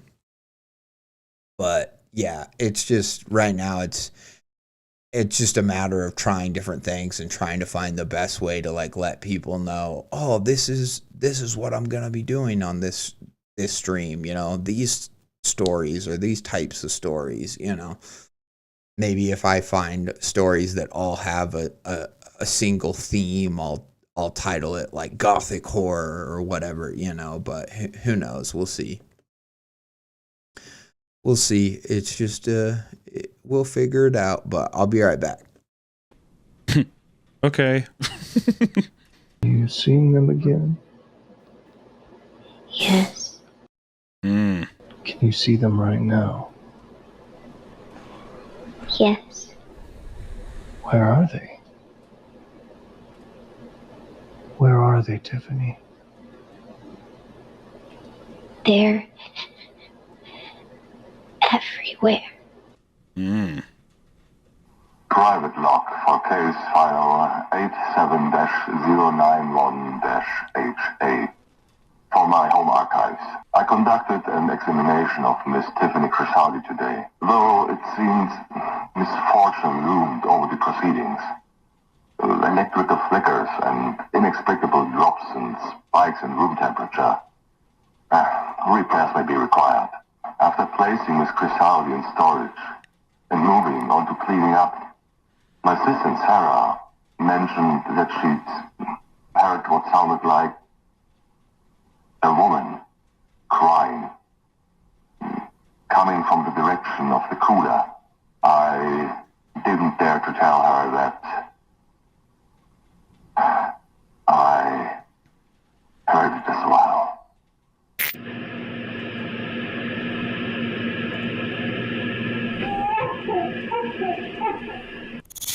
Okay, are you ready, Tiffany? I think so. Are you nervous? Yeah. I'm going to play some sounds that will help you through this exercise. Good.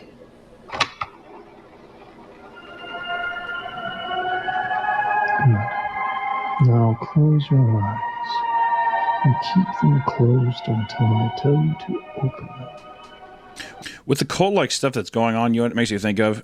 If Tiffany had her child taken, it kind of has that vibe of like your firstborn child has to be sacrificed, except they don't even wait for the baby to come out. They just like take it from the womb. Take it straight away. Yeah. So my theory's always been that the child inside of Tiffany was a thought form. Because there was that whole mention about like, oh, well, we really, like we've been trying for such a long time, but now we're finally pregnant. Yeah, support the creep community, god damn it. Is there a name for, I guess people call them like meat gooners and stuff, but you know how like fans of Beyonce have the name like the Beehive or the Swifties? Is there a name for the CREEPCAST community? Do people just like, I know people say like creep my cast or like what's up creeps, stuff like that, but I feel like we need a name, and I don't just want it to be creeps, although I guess creeps works, I kind of want it to be more fun than that, but oh well, I'll think on it. I'll have to think on it.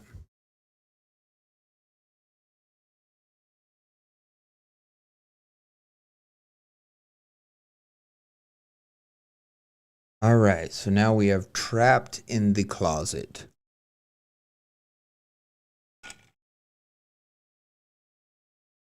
Oops.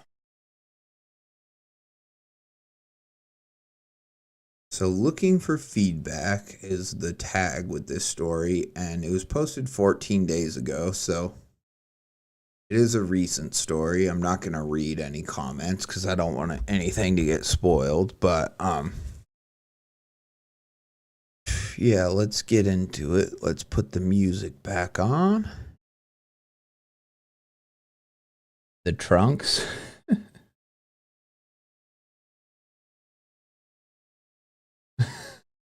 Why the trunks? I don't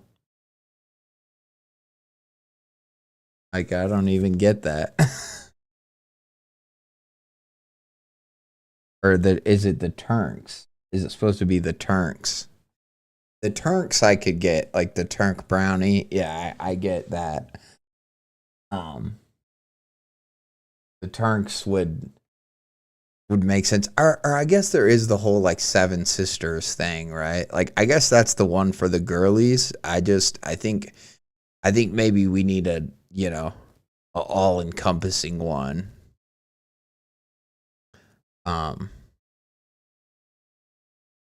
Yeah, I don't know. Yeah, meant Turnk. Okay, yeah, I figured it out. I just didn't figure it out right away.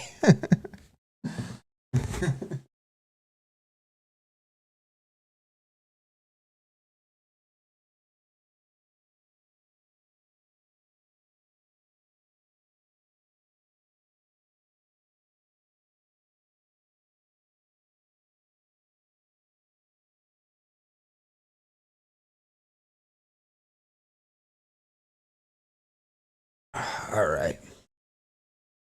Yeah, I like the Turks. Turks, you know, Turks at the very least, I feel like it's weird enough so that like you won't know unless you know. Where I feel like if you just go like, "What up, creeps?" or "I'm a creep," you know, like people are just gonna assume that you're like being weirdly self-deprecating, and they're not gonna understand that it has a deeper meaning. You know, like Swifty, even if you didn't know that Swifty meant Taylor Swift, you would know that it meant something, right? Same with kind of like with Beehive or, you know, I was trying to think of some other ones. Anyways, doesn't matter. Let's not get too sidetracked. I'll need to do that. I'll need to do a stream where it's me not reading a story, but it's just me like getting sidetracked and have people come in and, you know, help us come up with a name, you know. All right, trapped in the closet. So I just see that the first two words are before y'all, and I like the conversational, like modern tone of this already because I can tell, whereas the other story read like a journal, you know, like a journal from like a man in the, I don't know, like 1980s or something, you know. This already is reading more like an internet post, which I like, you know. Before y'all cast judgment on me, I have to make something clear. I'm not crazy, okay? So when I try to explain why so when I try to explain why I was in my boyfriend's closet, I need you to understand. I'm not making any of this up. That's a fun way to start. It is very common with the creepypasta to be like, you know, this actually happened. I know a lot of people are gonna think that I'm crazy or that this didn't really actually happen, but just so you know, it actually happened. You know, it's a common start, but it's a start that I always enjoy, because it sets a tone for like what type of story this is gonna be. Is it gonna be like the last story was all like serious, you know, it's a guy, you know, telling you of his exploits with hunting various monsters, right? Whereas this is gonna read a lot more like a person just being like, you've got to believe me, this fucked up thing is happening to me, help, you know. And I like that. I like that kind of manic energy of like, I promise I'm telling you the truth. You believe me, don't you? Say you believe me. You know, that's always fun. I took a deep breath looking Deputy Caputo. Isn't Deputy Caputo from something?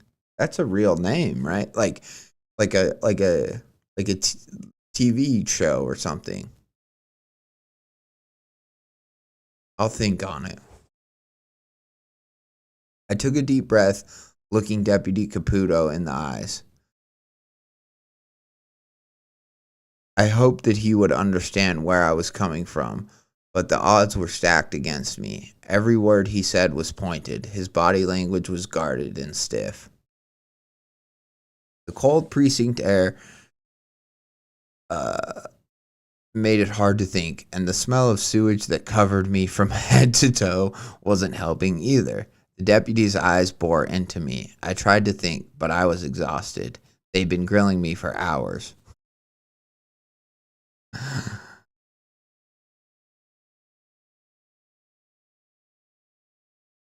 Quite frankly, it's not up to us whether we believe you or not, he shrugged. Now, you stated that you don't want to speak to a lawyer, Deputy Caputo said. That's gonna bother me. Wait. Is that from Super Troopers? Caputo. I feel like it's from like Super Troopers or Reno 911. I feel like it's...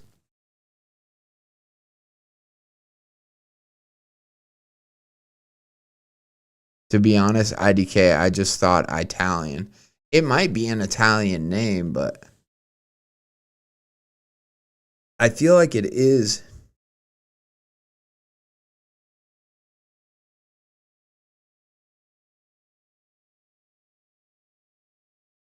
Or maybe I just met somebody named Deputy Caputo.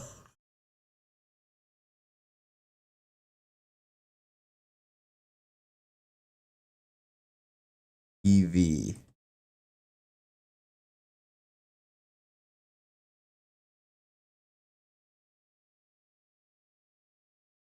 Okay, no. I don't know. Clearly there's a lot of there is a lot of Deputy Caputos out there, so shout out. It's a good pick for a name.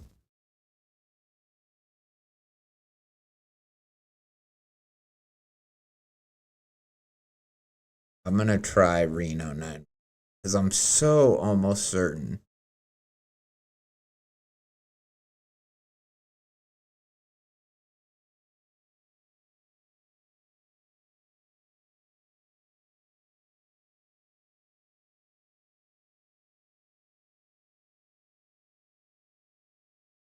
Yeah, that's Rudy Weigel. Okay. It just sounds like a Reno 911 character, I guess, which I dig. I like that. I was so certain that it was like it was from a show, you know. That's funny. So it just goes to show that there is an art. It's like a subtle art, but there is some sort of an art to like picking believable names in like fiction, right? Whether that's a TV show, whether that's a story, a movie, and sometimes like you won't know if a name is good because it'll just work and it'll be believable and like no one will question it, but you'll know if a name is like ridiculous or just doesn't work, you know.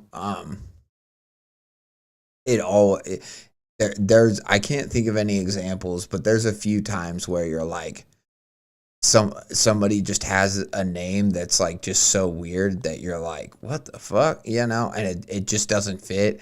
It's like a cop and his name is like Applebaum or something, and you're like, what the hell? You're like, that sounds like a, you know, like an aristocratic, you know, like English landlord from like, you know, 100 years ago. That doesn't sound like a New York City detective, you know what I mean, or whatever. Just stuff like that.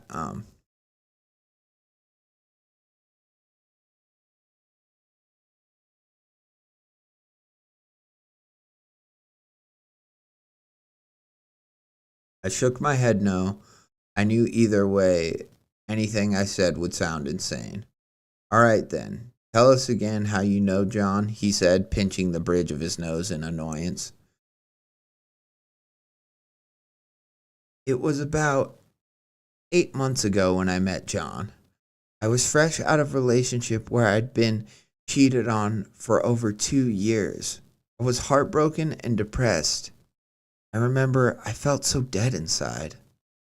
I felt myself getting lost in the memory of that late spring day. It was beautiful outside. People were chatting with friends or loved ones.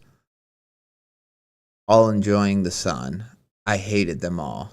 Everything was way too happy. What I hated most was spotting my ex and the scary ass scarecrow looking bitch he left me for walking down the street hand in hand. I could tell he had given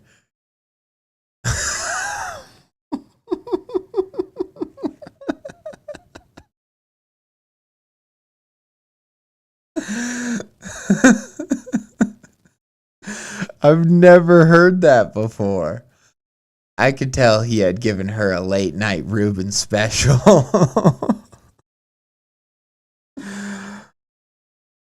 I mean, I'm guessing that just means sex, but like his meat, is what that means. Oh my God, that is so hilarious. Danny. Oh my God, Danny, that fucking killed me. What I hated, I need to read that again.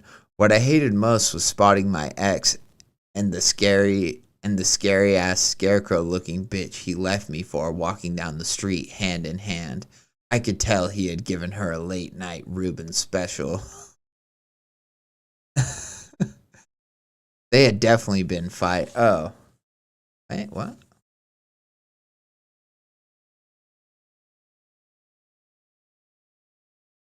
Giving her a late night Reuben special. They had definitely been fighting. It was blatantly obvious in the way he pulled her along. He talked to the air, trying to feign the appearance of normalcy, while she looked a fucking mess with her dark, baggy eyes and semi-obvious weight gain. She walked slightly behind him. I'd done that walk many times before. That's so funny.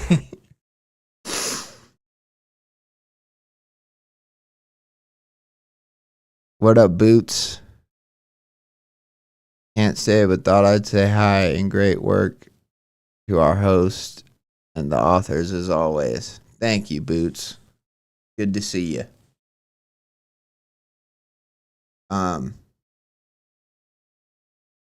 She walked slightly behind him. I'd done that walk many times before. A small part of me couldn't help but wonder what they fought about. Pain weaved its way through my chest seeing them walking together.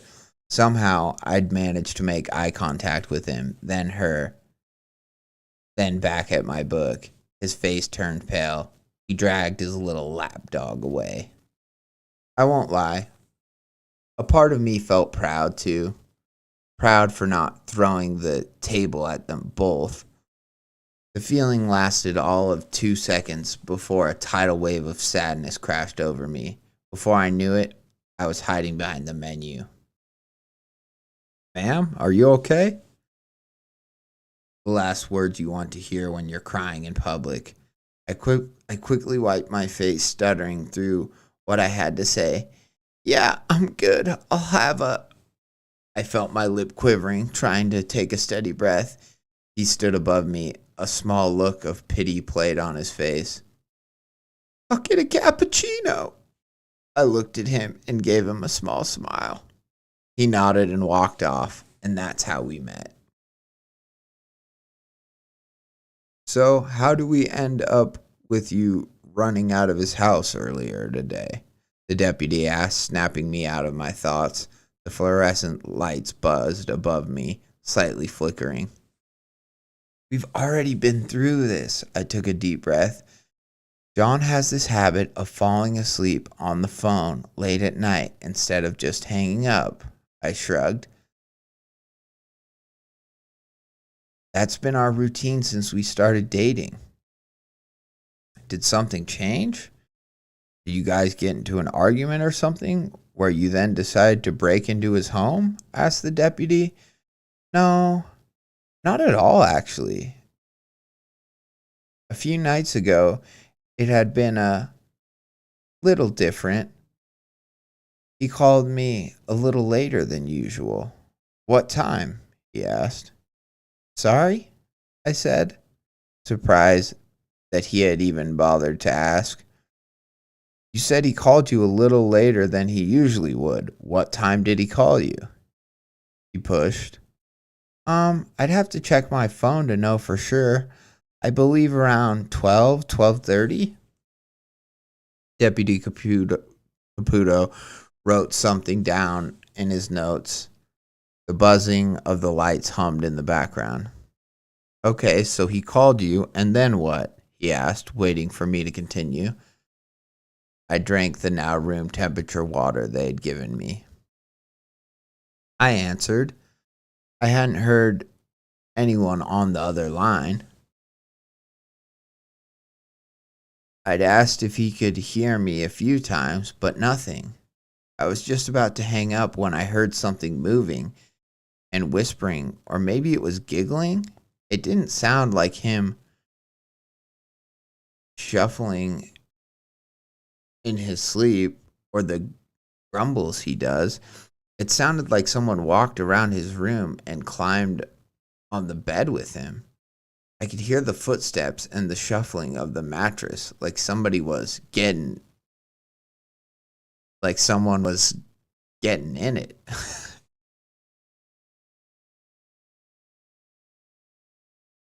I put my hand on my face to relieve the oncoming headache. The cold metal of the handcuffs dug into my hand, stopping me from reaching it up all the way. Oh, reaching it up all the way. Okay. I went to put my hand on my face to relieve the oncoming headache. The cold metal of the handcuffs dug into my hand, stopping me from reaching. I think it means to say reaching up all the way. I couldn't help but sigh and readjust myself in my seat. Then it spoke. Her voice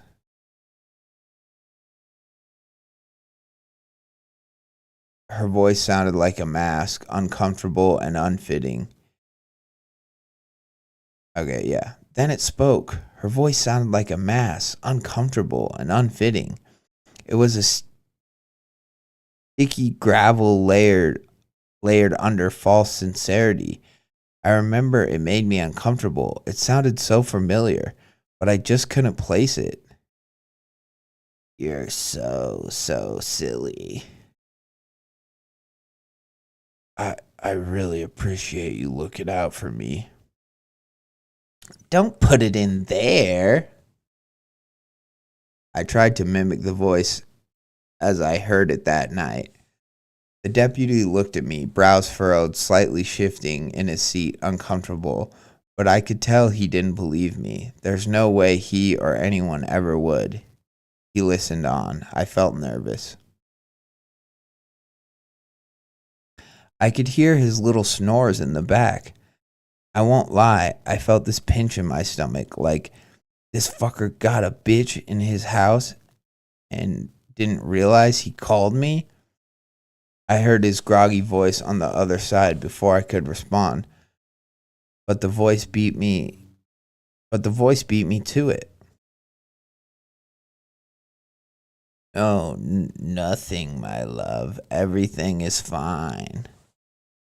After a few moments, I heard the sound of shuffling, like someone got up and left.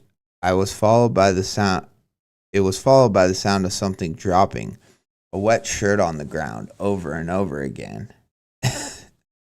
Then the call dropped. So you did all this because of another woman? He asked, his eyebrows raised. I couldn't help but laugh. I truly wouldn't call that a woman. He rolled his eyes. I continued. I called him back a few times. I was pissed. What can I say? Like, how many times can someone get cheated on before it's too many? The phone went straight to voicemail. I was going to leave work early and give him a piece of my mind, but I decided that wouldn't fix anything, so I'd just wait to cuss him out tomorrow. So at like 6:30 in the morning, I got in my shitty car and drove over to his house. The words "my love" kept playing in my head. I didn't understand why at the time, but I couldn't shake this odd feeling of deja vu. When I pulled up, I tried calling John again. Nothing. So I decided to make my way into his building, walking up 6 flights of stairs to get to his floor.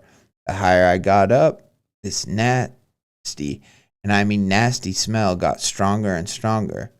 When I finally made it to the 6th floor, I was gagging and covering my mouth with my shirt. I found myself basically walking up a waterfall of brown, shitty sewage water. It looked like one of the pipes on his floor had burst. Debris covered the ground as a beam of sunlight shone through a hole. I tried my best to avoid it without getting wet. I knocked on his door a few times. When he didn't answer, I let myself in. I glanced at the confused officer, taking a deep breath and realizing that from here on out, everything I say is going to sound insane. I called out for him, I was like, John, are you here? I was fuming, and I felt the heat rising in my chest. I stopped in my tracks, realizing the place was ransacked. I walked through the apartment. It only got worse. The fridge was toppled over. The door to his bedroom was ripped off the hinges. It was lying in the living room next to the couch. The couch was flipped on its side. Glass covered the floor from what used to be a coffee table. Even the TV was smashed. I couldn't find him anywhere. I didn't know what to do. I decided to leave, to call 911. I said, gesturing over at the deputy. But I barely made my way to the door when something crashed through the ceiling above. Dust and debris covered everything. I could barely see. Chunks fell from the ceiling, hitting my head. The dust was so thick it made my eyes water. That's when I heard a thud, like when something wet and heavy hits the ground. When I opened my eyes, a hunched figure stood surveying the room. It shook as it looked around, almost jittery, like it was trying to contain itself. I caught a quick glimpse and immediately tried to back away. The face wasn't human. It wasn't monster-like either. It was like something in between, I guess. When I try to think about it, I still don't understand what I was looking at.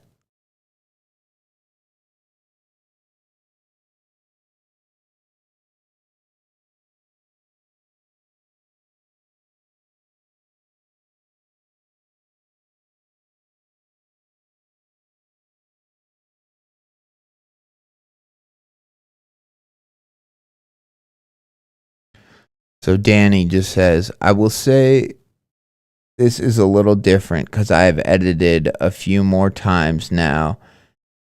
Is it weird to read this now? Glad I can make you crack up though.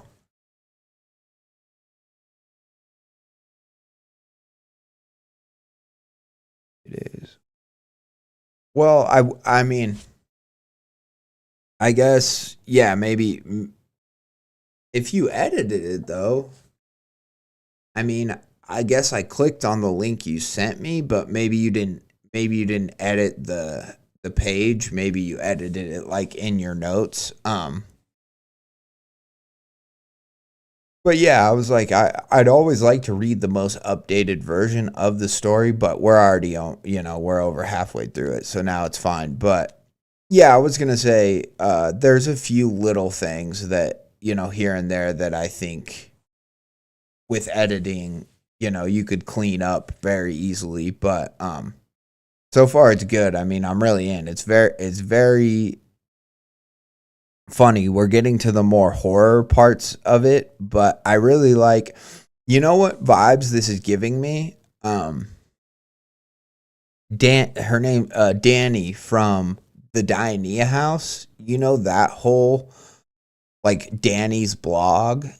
This is giving me, like, Danny was just a teenager, whereas this is like a grown adult woman, but definitely a younger, adult, I would have to say, like, maybe 20s.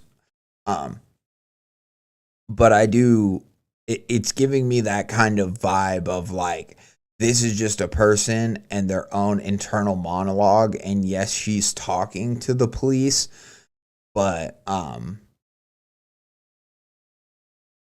she's it's like she's so exhausted and whatever from like telling the story that she's just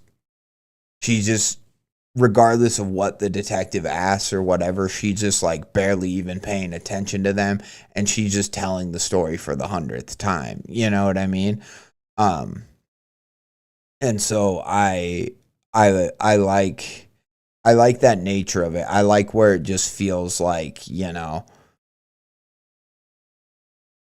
this is a person's own internal kind of thoughts and like interpretations of what happened, and they don't fully understand it, and they know we're not going to fully understand it either, but they're just like, this is what it is, take it or leave it. I like that.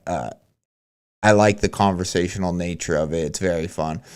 And that it kind of does keep snapping us back to the fact that she's in a police station. I think, like in an interrogation room covered in like shit, like it said or whatever, I think just makes it funnier, because then she keeps zoning off into the story and like and I was captivated by that bright summer day and all that stuff. Like it just makes it that much more kind of ironic and funny, to me at least. So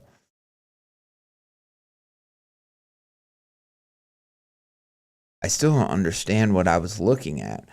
I hid behind the couch when I saw it start to turn in my direction. I will never forget that face. Its eyes were squint and deep set.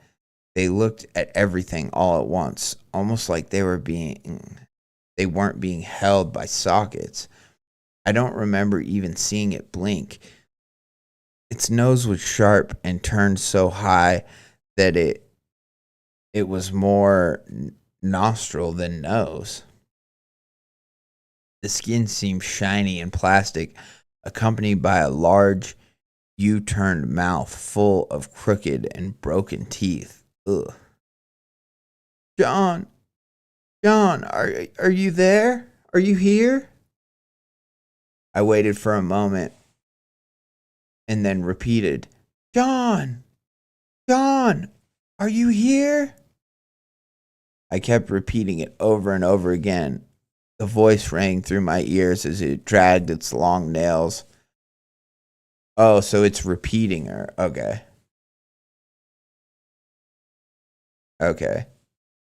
It kept repeating it over and over again. The voice rang through my ears as it dragged its long nails on the wooden floor. The slapping of its feet echoed through the apartment. I quickly crawled my way out of the living room and into his room, looking for somewhere to hide, since it now stood in the hallway blocking the exit. I heard its wet steps continue to echo around the house. Debris from ceiling kept falling as if it were counting down to my death. I crawled my way to his room and slowly and quietly making my way to the closet. John, are you here? It sounded clear this time. It sounded like me. No, it was me. I don't think I'll ever understand how, but it was my voice. I watched through the cracks of the closet as it stepped into the room, its head scraping the ceiling. It shook as it took deep, uneven breaths. It angrily picked up his dresser and smashed it at the wall. The room was now lit up by the outside sun. Seconds later, there was a loud crash and the sounds of car alarms blaring outside. The sound made the thing shriek. I struggled not to close my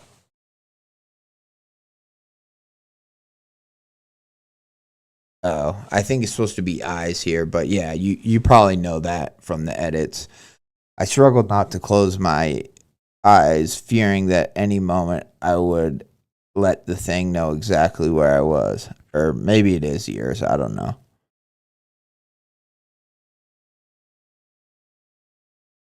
Fearing that any movement would let that thing know exactly where I was.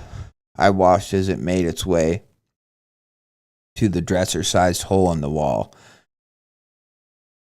It stuck itself to it like it was covered in glue. Its arms and legs seemed to mold together, making a wet, syrupy sound. I could see its fingers and toes gripping onto the walls. Its face was glued to its back, eyes rolling in its head as it slithered outside. I sat there for a while, scared that it would come back the second I moved.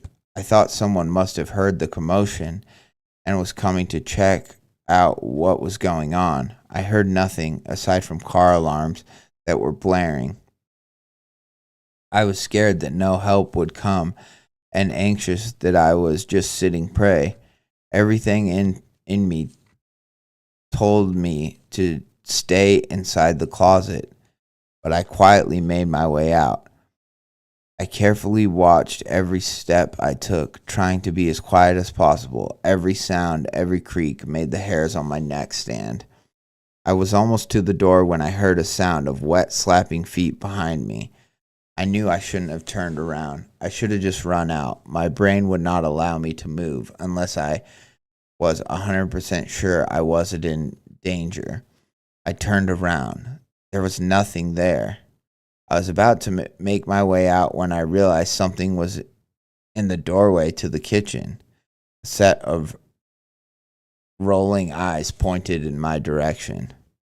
My heart dropped as I began taking small steps towards the door. Even though the lower half of its face was covered, I could still see the tips of its lips peeking through in an excited smile. The thing began breathing heavily, as if excited that I had noticed it. Its long arms stretched out from the kitchen into the hallway. It began to make its way towards me, its hands dragging on the ground. I ran through the hallway, booking it down to the stairs.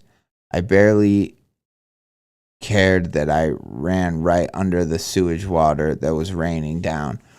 I made my way down the stairs as fast as I could, tripping over myself and almost falling a few times. But the wet patter of its feet, now accompanied by the sound of hands slapping on the ground, it hit the floor hard and echoed off the staircase. I was too scared to turn around and see how far it really was. I could feel it breathing on the nape of my neck. I quickly made my way to the ground floor and ran down the hallway to the main exit. Its excited breathing became loud grunts as it chased after me. I could see the front door and burst through it. A crowd of people had gathered near the building. All their heads immediately turned my way, including that of my boyfriend. I'll never forget how confused he looked seeing me covered in sewage. That's when Deputy Caputo came over to talk to me, asking what had happened. I was erratic and emotional and couldn't calm down, so he escorted me to the car. I know I cried a lot. I was just too scared to understand what happened. I still don't.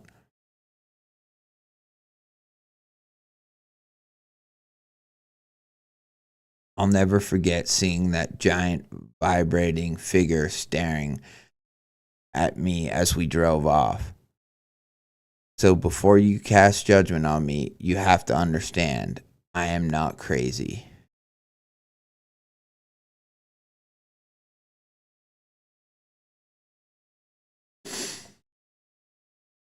So my thoughts on the story are she might be crazy, first of all.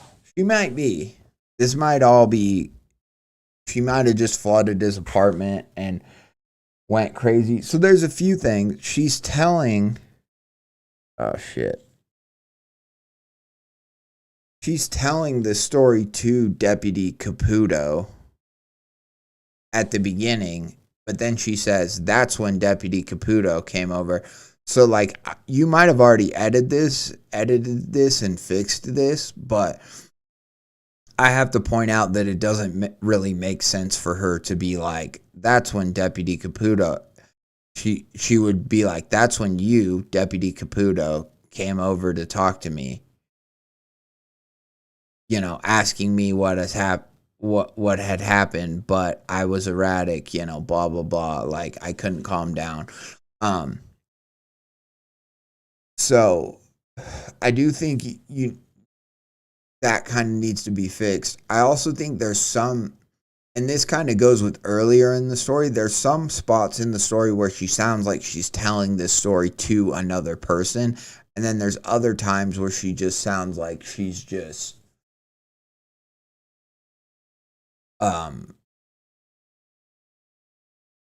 like pontificating about what has happened to her, like in her own thoughts, which is okay. You can have both, but I do think it's important that like you clearly define like what is being said to this officer, and then what is maybe she just thinking in her head, if that's the case. But overall, I mean, I liked it. So I guess, so I'm assuming this thing was just mimicking her and John, or both of these things, if there are two of them. I don't think there are, but it just mimicked him. But then I'm also like, but then how did the thing get a cell phone to call? But either way, I think I don't know if you have to think that deeply into that. I think where the story really shines is it's just a funny girl, like kind of flighty, like, you know, in over her head, trying to explain to the officer about this crazy shit that happened, and nobody believes her. And that's where I kind of think the story needs to stay, because that's like where I think you get kind of the charm of it, is that she's like this bitch with the blah blah blah. And I am kind of thinking that the girlfriend, the other tall girlfriend who stole his other boyfriend, or her other boyfriend, stole this one. And I kind of think that it is a monster that is just fixated on the males that she whatever meets up with. And so because it couldn't, I don't know, maybe it couldn't like it couldn't get John to like break up with her or cheat on her, so it was trying that, and then because that didn't work, it decided to like trap her in this situation and make her think that John was cheating, only to make her look crazy and like she destroyed his apartment and flooded it. You know what I mean? Like that's kind of what I think, where I think that the story is, where the story kind of lies. And like that's fun. It's fun to have the idea of like, rather than like a succubus who just like feeds on men or whatever, the whole creature is a thing to where it gets off, or it gets its whatever satisfaction from, you know, stealing men or stealing people from other women or other, you know, other people, and like stealing their romantic interests, feeding off them for a while, and then moving on. And maybe it fixates on one specific person and just literally tries to, you know, devour all of their romantic partners. You know, like that's kind of a fun, it's a fun concept is what I'm saying. But then also I think like, and again, I don't want to be too harsh because you said you already edited this. The beginning of it, it's really strong in the conversational tone. And then I think towards the middle and the end, it just got a little bit confusing as to like, what she's actually saying out loud. There was one point, I did change a few things. I'm still trying to figure out how to make it more clear that she's at the station being interrogated and where she's just yapping because... Yeah, well, and that's the thing, too, is like you can make it kind of this cerebral thing where at the beginning she is being interrogated and by the end she's just she's telling the story to herself, trying to convince herself that she's not crazy. And so you can make that, I think you could say at the end, like you could say something as like, and when I sit here in this padded room, or, you could say something about to where it's like, oh, now we've changed the setting and she's not just telling it to the officer. Now she's like maybe later she's telling it to a psychiatrist, or something. And then later she's just telling herself like in a mental hospital sort of a thing. Like that could be very, very fun. But yeah, there's or you just leave it to where the whole thing is at the interview. Here, I'll try to find the one line. I think it was when it was when it was first describing the monster, where I was like, that doesn't sound like a person just talking. I think it was a specific word that was used, but okay.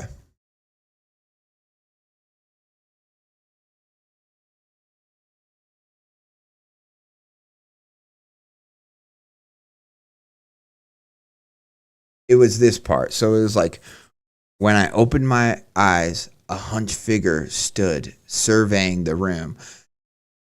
See, like that's fine. That's good writing, even. I would say, like, that makes sense. That makes sense if you're just describing like what is happening in a story. But if within the story that you're telling, if it's a person telling that to another person, I don't think she uses words like surveying in her everyday speech. Maybe she does. Maybe she's an English major or whatever. But I think it would say, like, if she's just telling this to Officer Caputo or Deputy Caputo or whatever, she would say something like, I opened my eyes, or when I opened my eyes, I saw a figure. I saw a hunched figure, looking around the room, or I saw a hunched figure staring at me, or whatever it wants to be. It shook as it looked around, almost jittery, like it was trying to contain itself. Like that all is fine, but just her being like, a hunched figure stood surveying the room.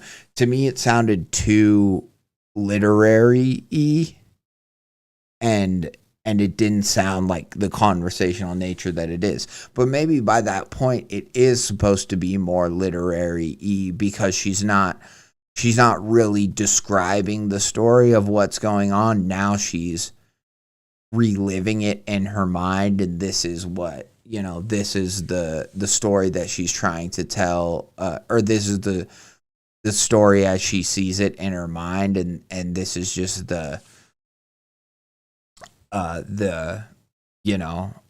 codified, like, language written word version of that. That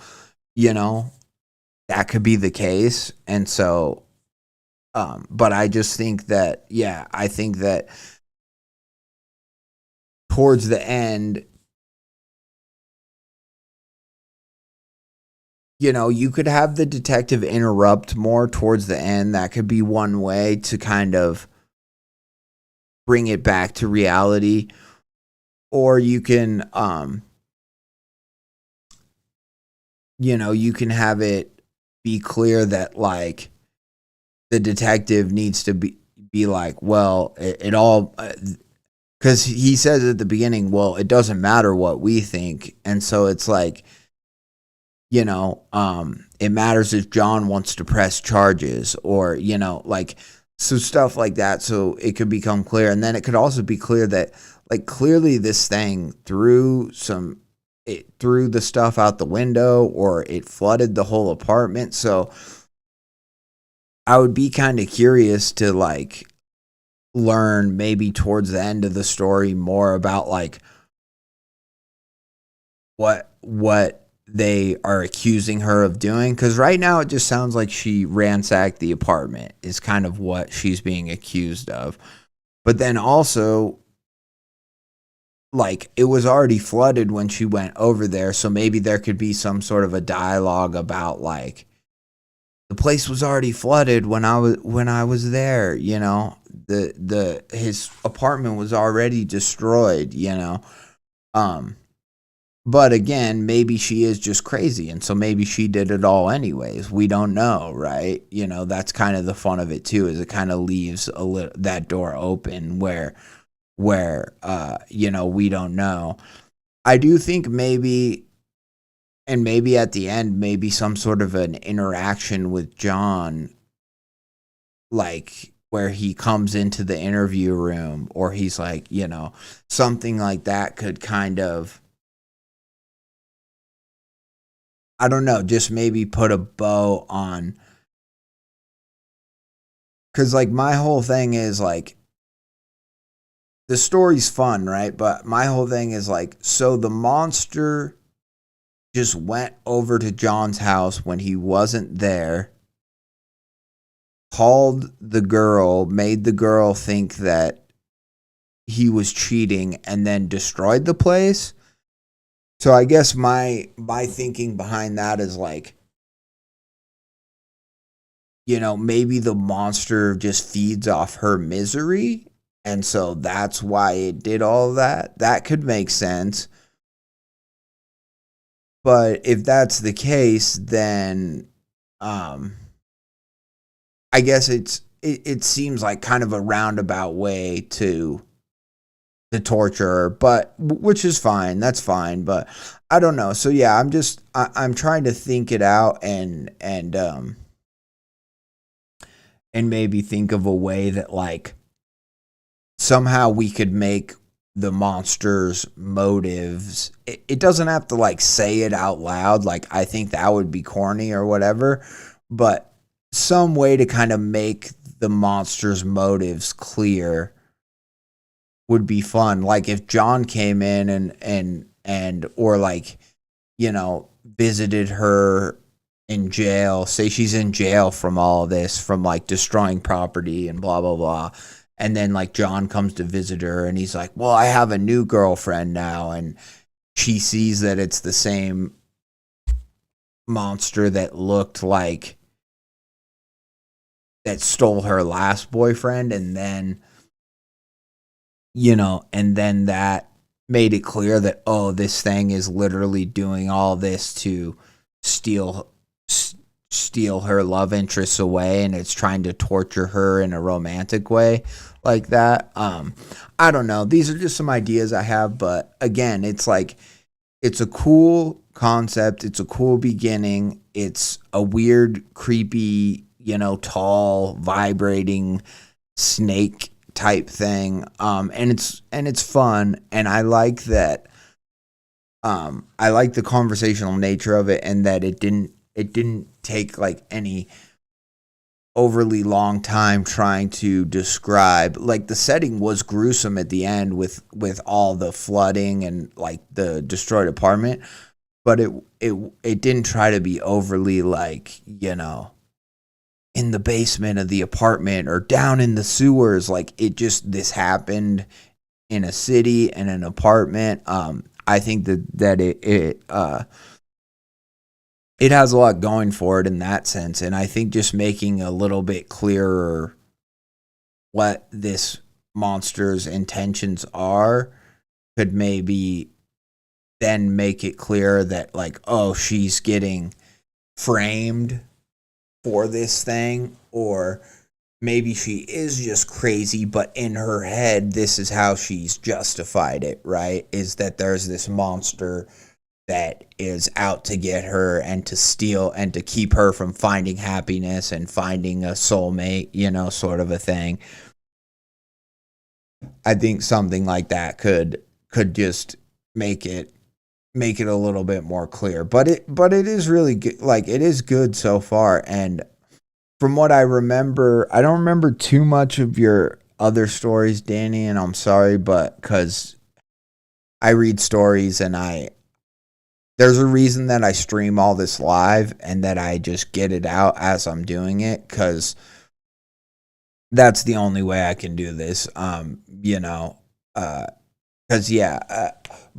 from what I remember, like your other story about the girl going to the party and like killing people or like kind of freaking out, it maybe was like another boyfriend sort of a thing or something like that. But and she ends up being like, you want me to be crazy or whatever, and she like kills the people or something like that.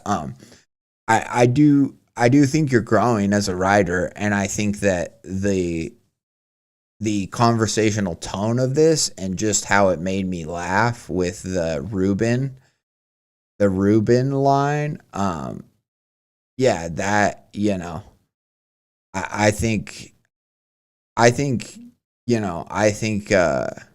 think you're growing as a writer, and I think keep just polishing these stories. Like, don't give up on them. Don't keep cultivating that and cultivate the funny. Even at the end, I think you could put in some funny stuff. Because it doesn't take away from the horror, in my opinion. Like, the creepiness is still there. And the whole idea of being framed like by a supernatural entity is in itself kind of terrifying. And so, yeah, I think just keep crafting and working on that, and keep doing these kind of stories where it's like just a person trying to convince another person that this crazy thing happened to them, or this kind of like random lost creepypasta post where it's like, no one's going to believe this, but I don't really care. I'm going to tell you about it anyways. Cause I do think you have a kind of a knack for, making things sound just realistic and like this person out there is real who's telling me this, you know what I mean? Like that I could fully believe, and so, yeah, I liked Trapped in the Closet. I have to say, oh, and then that was the other thing. So the name Trapped in the Closet, and then the point, I was like, when she ran out, she ran outside. So how did they know that she was even in the closet other than what she told him? Because the deputy says at the beginning, like, how does that get you? Or like, how did you wind up trapped in the closet? Which I get, it makes sense with the title. But that's the other thing I was going to say is like, I was thinking that they for sure, like the police or the state, whoever's going in there to like turn the water off and stop the flood, right, found her like in the closet. I thought she was going to be, with that name of that title, I thought she was going to be found in the closet. And then, maybe that was just what you needed, because you were like, I don't know what to title this, I'll just choose Trapped in the Closet.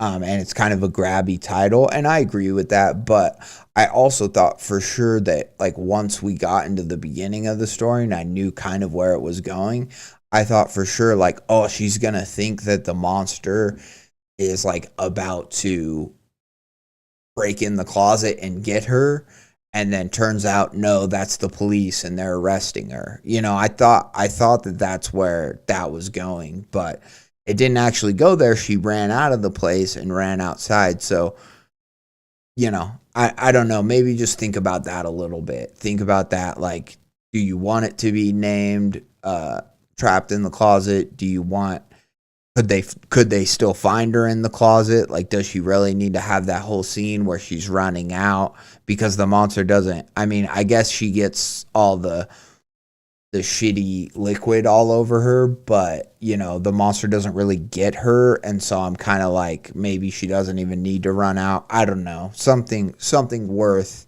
thinking about too, I think.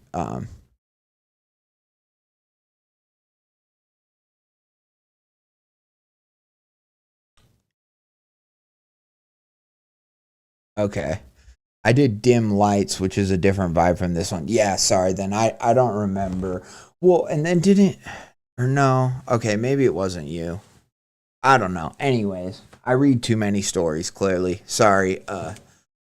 And maybe that was just a story that reminded me of this one. Maybe it had like a similar tone or something, and that's why I was thinking that you wrote that one too. But yeah, anyways, but I do like I said, this the tone of this though is really fun and like really engaging.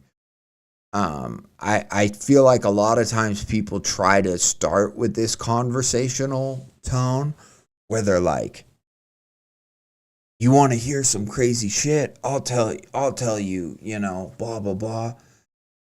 But then they just very quickly go into like narrator tone where they're like, the tree, the shadows cast over blah blah, and they're trying to maybe not prove their prowess as a writer, but they're trying to like, they're trying to be a good writer, and so they're like using really flowery language and like all that stuff, which is fine, and there's a lot of great stories that do that, but I really like these ones. If you haven't listened to it in a while, I would really encourage you to go and read. And it's funny because your name's Danny too, but or read or listen to the Diania House episode, and Danny in that her part in the Diania House episode,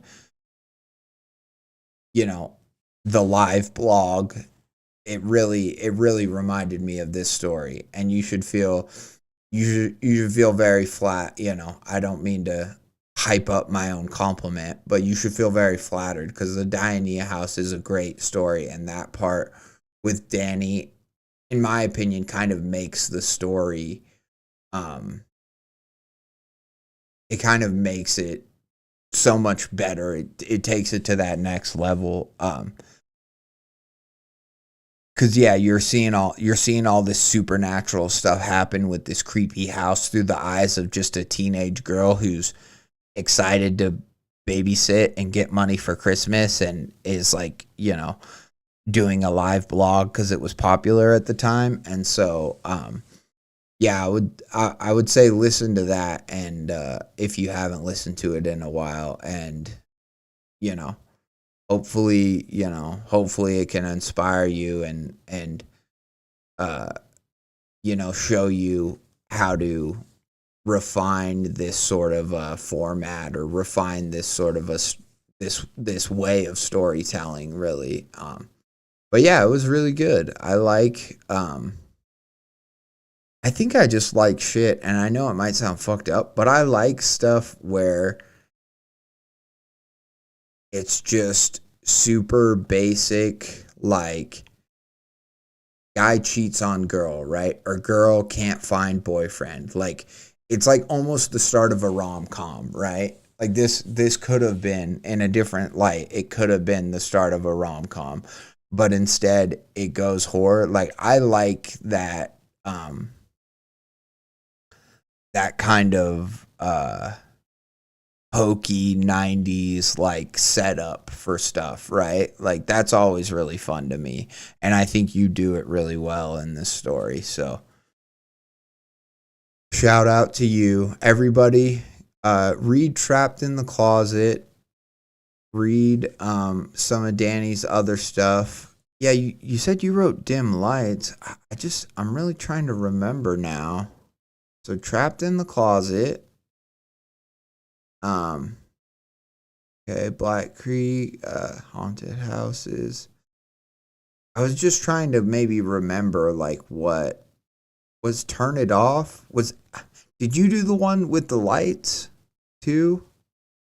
Because I swore I read at least like one of your other stories that, and I kind of remembered it, but now I can't, of course, on the spot. No, Turn It Off is an episode discussion. Sorry, my bad. Yeah, anyways, shout out to you. Check out more of your stuff. Here, I have it. I know I have it on here because I have, yeah, okay. I can't sleep anymore. He stands watching. Okay.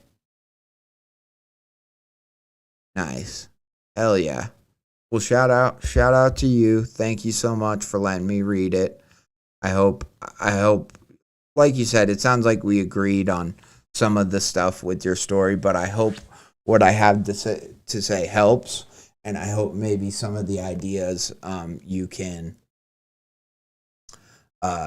use or can help you in future stories, figure out, what ways you want stuff to go in. But yeah, I never know. I mean, people say that my reading is helpful.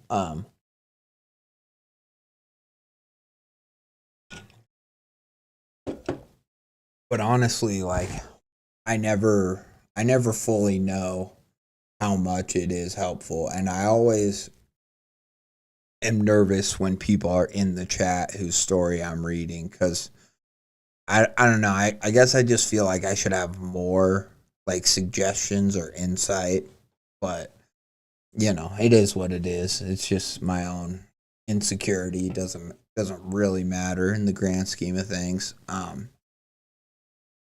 Yeah, so next, posted on Reddit horror stories, which shout out, but they should also post this on Tales from the Creep, which it might be. Plenty of people post their stories all over, so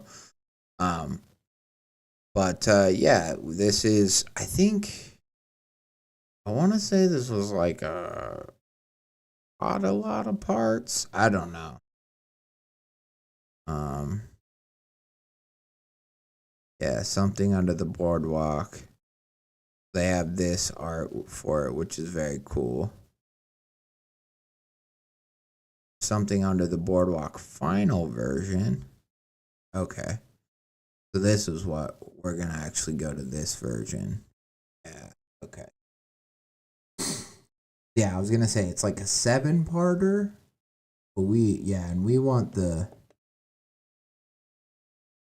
the most recent, or the final version. We don't want the edit or the unedited stuff. So of course, anytime. Yeah, anytime. Like I've explained to some other people and stuff, I've got, this post. I'm working my way through it. Obviously, I read one of yours, but I'm trying to now. I'm getting to a point where I'm confusing myself too much on what stories I have read. I have this document too, but what stories I've read and which ones I haven't. And so I'm trying to just go down and cross off the stories as I go down this document here. But I made this document a while back, and I don't even know if this has all the stories on it. So I'm trying to just go onto the post and sort by old and just go down and be able to go like, yep, read this one.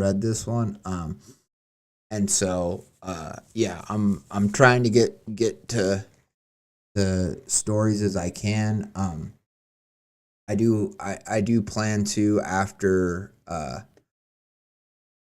I get married next week. I do hope to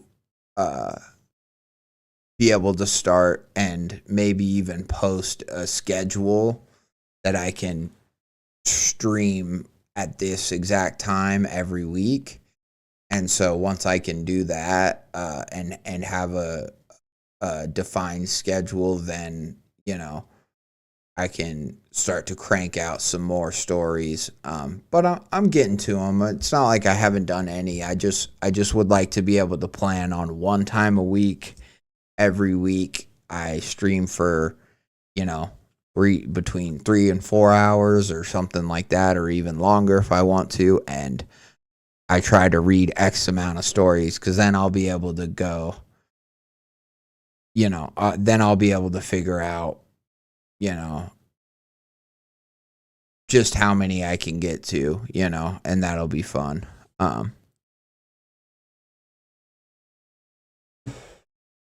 Thanks. Yeah, thanks. Yeah, I'm excited.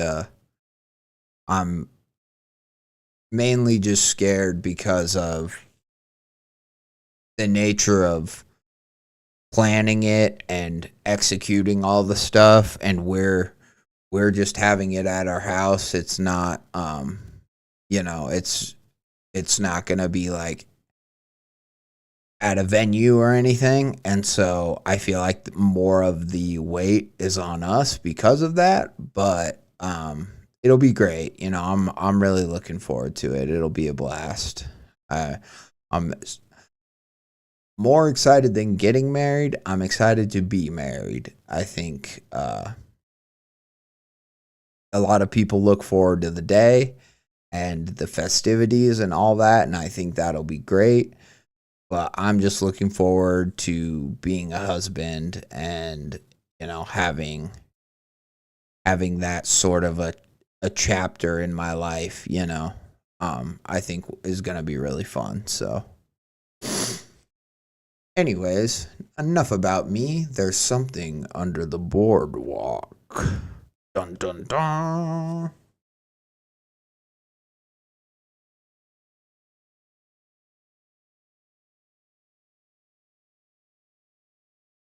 Too long.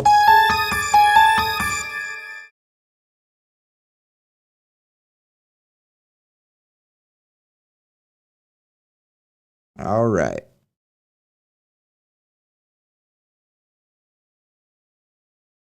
If you're reading this, it's because I have no other choice. Nobody will listen to me, not even the police.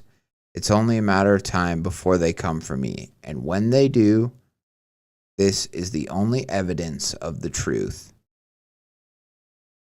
There's something under the boardwalk in Paradise Point, and it's hungry.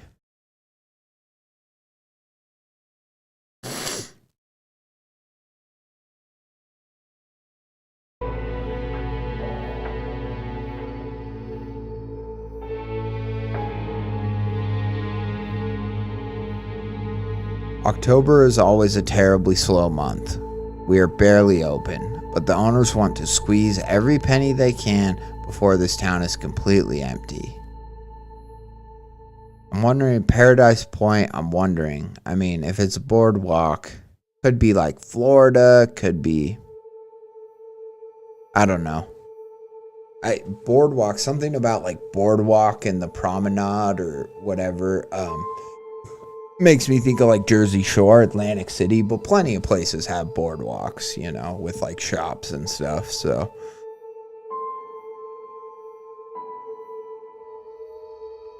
every penny they can before this town is completely empty. Even on a Friday night, it's already a ghost town.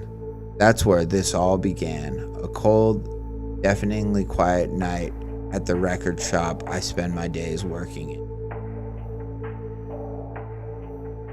Spectre's Records and Rarities, a store that really was dead in the water until vinyl made a huge comeback. We also sold shirts that you might find a middle schooler wearing.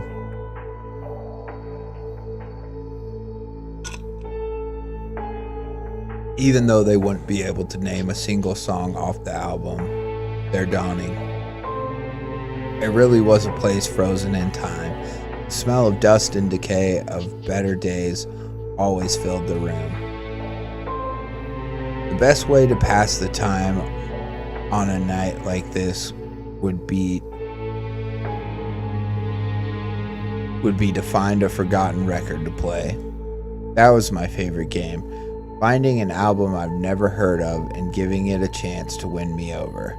After all, I'm not going to play them all. Who will? Tonight's choice, Secret Treaties by Blue Oyster Cult. Of course, I knew Don't Fear the Reaper. Who doesn't? I never sat down and listened to their albums, even though their logo and album artwork always intrigued me. I retired the familiar sounds of ELO off the turntable and introduced it to something new. Let me just say, off the bat, love it. I don't think the record shop is necessarily going to be haunted, but what a cool description setting for a horror story to kind of start. And so much I think of horror can be enhanced, I should say. It doesn't need nostalgia, but it can be enhanced by nostalgia. I mean, think about Stranger Things. Stranger Things is a very, I don't know, basic or whatever you want to call it, horror story. There's a parallel universe and there's a girl with superpowers, and it's not like, but the nostalgia bait of the show is what ultimately made the show popular at first. And then, I don't know, it just ended. Obviously, people have thoughts about the ending. I haven't watched Stranger Things since like season 2, I think. Maybe 3, I don't know. But anyways, it can enhance it. And so this idea of this person in a record shop, which is already like a bastion. I'm not saying record shops are dead, because they're not, but it's seen as, a relic of a bygone era, so to speak. And so, to have that be the starting place, it already it gives the story a really nice texture. The way they say vinyl has texture. To me, this story has texture because of the vinyl shop that it starts off in, and that our character works there, right? And it's the smell of old albums, and his way of passing the time is playing an old album that he's never heard of and letting it win him over. It's already evoking a lost, forgotten mystery, you know what I mean? And a really cool idea. Again, it's like there's something under the boardwalk is what we know this story to be about. But it's like, what if he played an album one time and like the album was haunted? Like there's been whole, stuff about like, stuff like that where, that somebody, a forgotten vinyl or a forgotten tape or what, like there's so much character, there's so much opportunity already within this beginning that I'm like, I'm in. I'm like, hell yeah.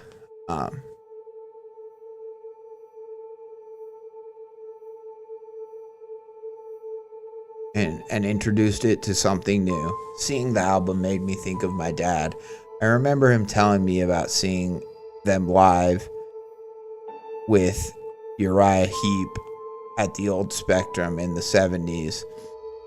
I bet he still had the ticket stub too. God, he loved that place. I even remember seeing him shed a tear the day they tore it down. The opening chords of Career of Evil blared out of my store speakers as I dropped the needle. Had my mind not been elsewhere, I would have startled myself into spilling my coffee. The previously white album cover and sleeve were now Oh, I wouldn't have startled myself into spilling my coffee. The previously white album cover and sleeve were now brown and tainted. Who would want it now? Looks like it was coming home with me, after all. A song titled Harvester Eyes clearly had a place in my collection. The owner wouldn't care anyway. He had jokingly threatened to set the store ablaze for insurance money had this shop not been attached to the others on this boardwalk. I wouldn't have put it past him. The opening track sold me, and given the state of business, I decided it was time to close up shop. The only thing louder than Blue Oyster Cult was the ticking clock that sat above an old Plan 9 from Outer Space poster. I bet if someone's like a real music guru, they would love this story. Cause like I know Blue Oyster Cult, you know, and obviously like they said at the beginning, don't fear the Reaper. But like some of these references I definitely don't get. And so I imagine this is really fun for somebody who is a big, you know, deep cut music head like that.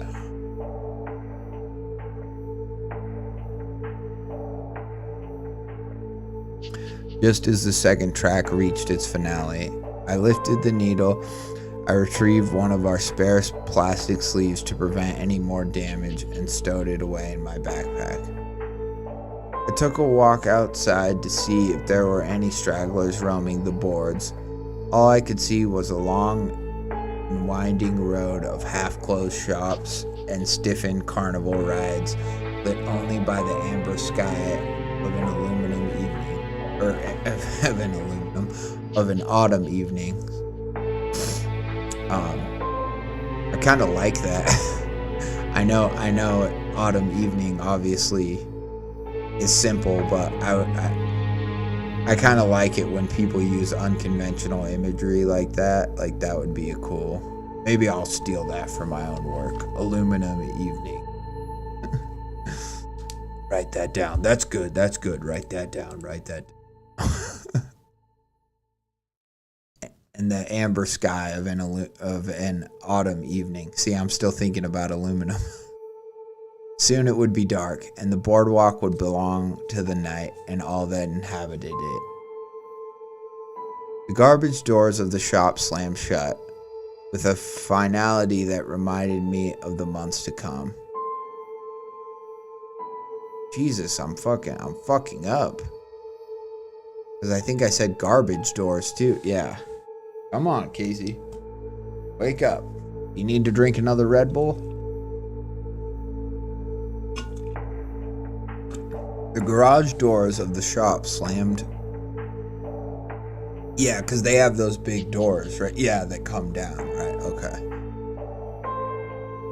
Slammed shut with a finality that reminded me of the months to come.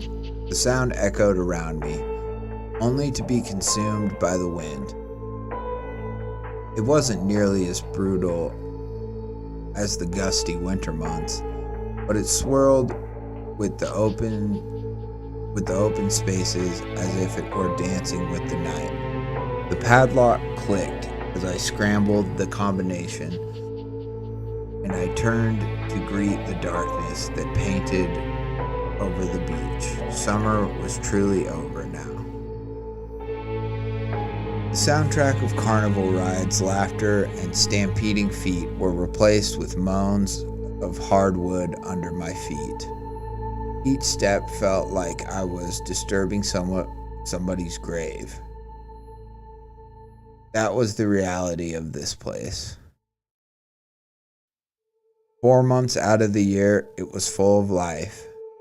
It was so full of life that it's overwhelming. The rest of the time, it's spent as a graveyard that is hardly visited. Maybe that's why I never left. If I don't visit, who will? If I don't visit, who will?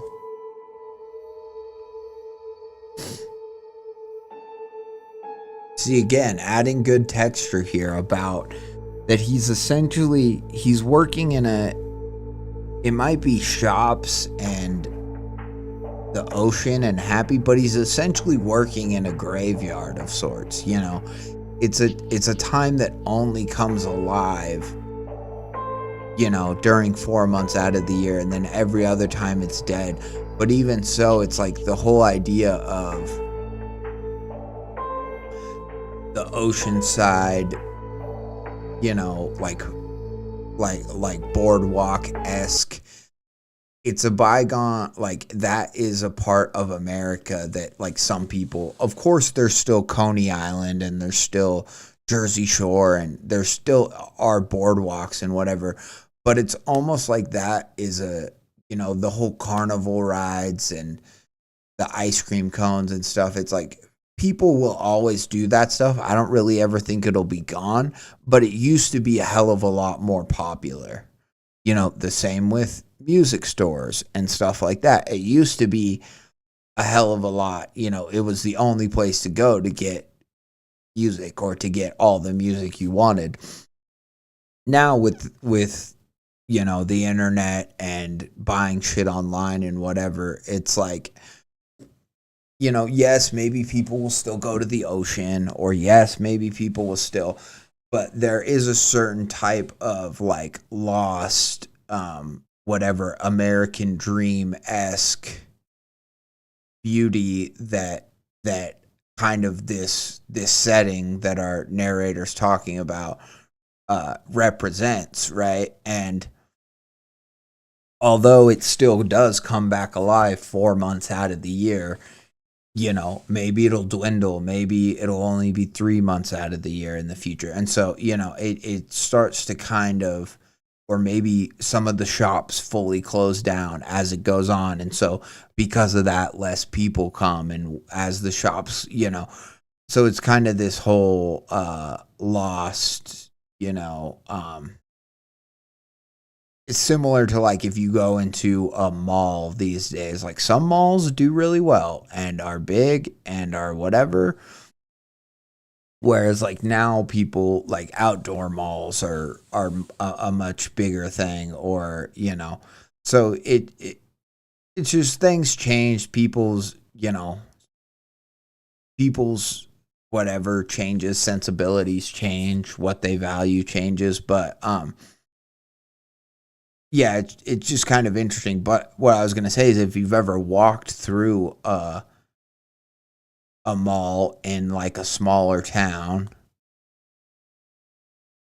that's where the mall is kind of dying, you kind of get this sense of like, oh, this used to be the happening spot where all the kids would go in the town. And it was like the one place you could go on the weekend or whatever, and you could see like all your friends. Or during the summer, you'd go to the mall instead of going to school. You know, that used to be a thing. It's like now we don't have these places where communities come together or people come together and interact with random people in their community are fewer and far between, right? And so it's, yeah, it just, again, he's essentially working in a graveyard or in a bastion of a bygone era, so to speak. And it is it's great for the setting. It's adding a lot, you know.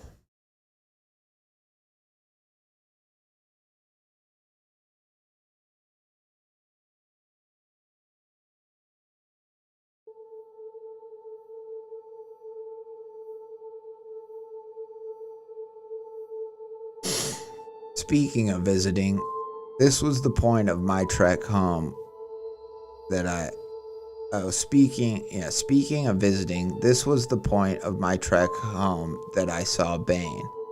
They called him that because he was a rather large man, built like a hulking supervillain. In reality, he was as soft as a teddy bear, but unfortunately homeless.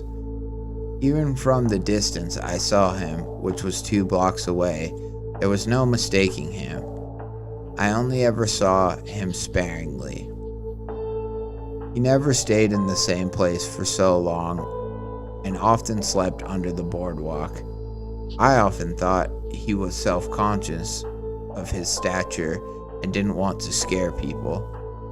I could see that he must have been taking in the same swirling twilight sky I had seen earlier. Now he was merely entertaining the stars. Looking to my left, I saw Vincent's Pizzeria was closing up shop. They must have had a better run of business than I did. I slinked over to the counter to see a solitary slice looking for a home in the display case. The girl working the counter had her back to me, and as I began to make an attempt for her attention, she screamed, "Oh my God, you scared me," she gasped. Chuckling nervously, I apologized. "I'm sorry, I just wanted to grab that slice before you closed up." I made an honest try at a friendly smile, but she laughed. Sure, $3. As she threw the slice in the oven to warm it up, she turned her attention back to me. "So, any plans tonight?" I thought about it, and I really didn't have any. I knew my ritual at this point. Work, and then visit Mix for a drink or two until I've had enough to put me to sleep. I was going to head over to Mix, maybe catch the game for a bit. She grinned.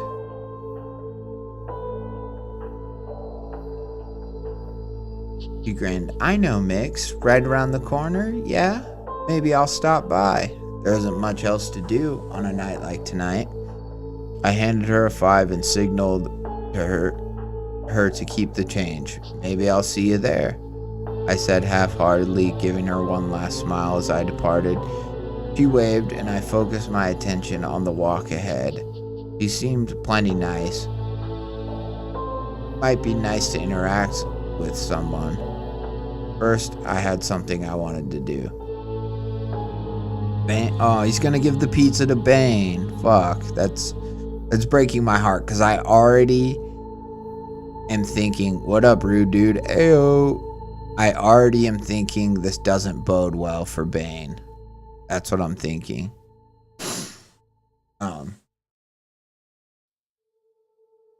What's up? What time is it in Sweden or wherever you're from, rude dude? I don't know. I'm kidding. But yeah, he's giving him the pizza, which to me, it's already, because he's saying how this guy's such a nice, sweet teddy bear, but he's homeless, but people are scared of him because he's big. He's already setting him up as a heartbreaking person to die first, because you know that somebody has to die or disappear first or whatever.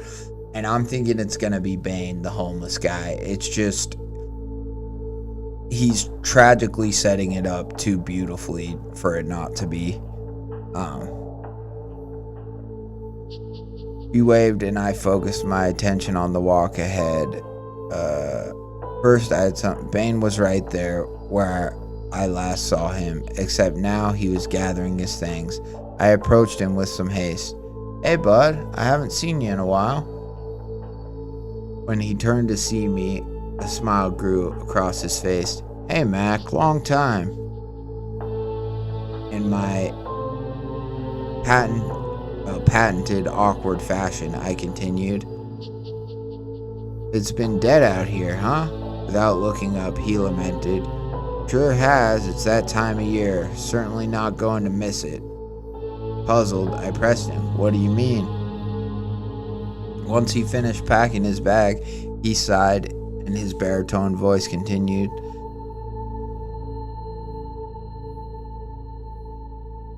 "I need to get some help. I'm going to go to that place in Summerdale and finally get myself clean." Aw. God, he's really just setting it up to just for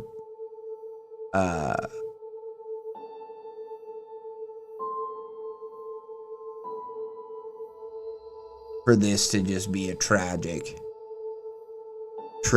downfall.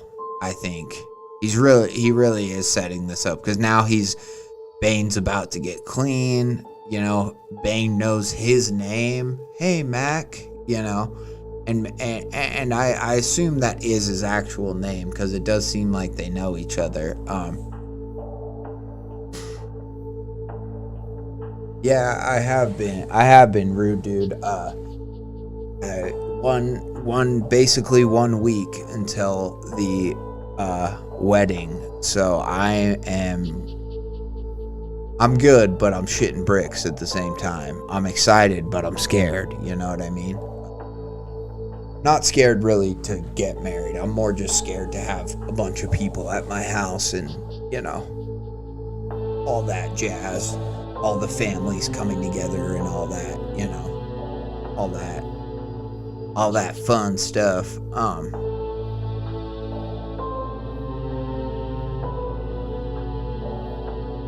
Finally get myself clean. He sounded so absolute in what he was saying.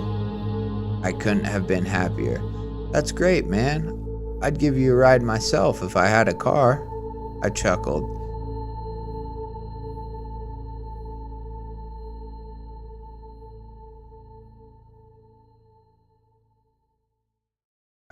That really did make my night. He took another deep breath. I just need to see her again. He revealed a small potato in his pocket, presenting it in his large hands. A picture showed potato? God damn it. I keep fucking up, dude. Oh my god. My dyslexia is kicking in bad tonight, people. I don't know what's going on. Sorry. He revealed a small photo in his pocket, presenting it in his large hands. The picture showed a newborn baby girl in the hands of the man in front of me. I haven't really seen her since she was born. Once I lost my job and everything just started falling apart, he trailed off. He shook it off to say, I'm just ready. Tonight's my last night. I have my bus ticket ready to go. First thing in the morning.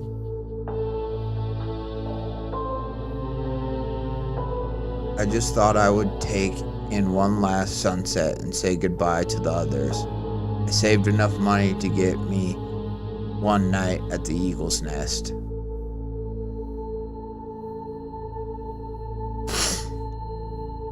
Yeah, it'll be a blast for you, dude. I am really excited. I was talking about it a little bit earlier on stream, and I think I'm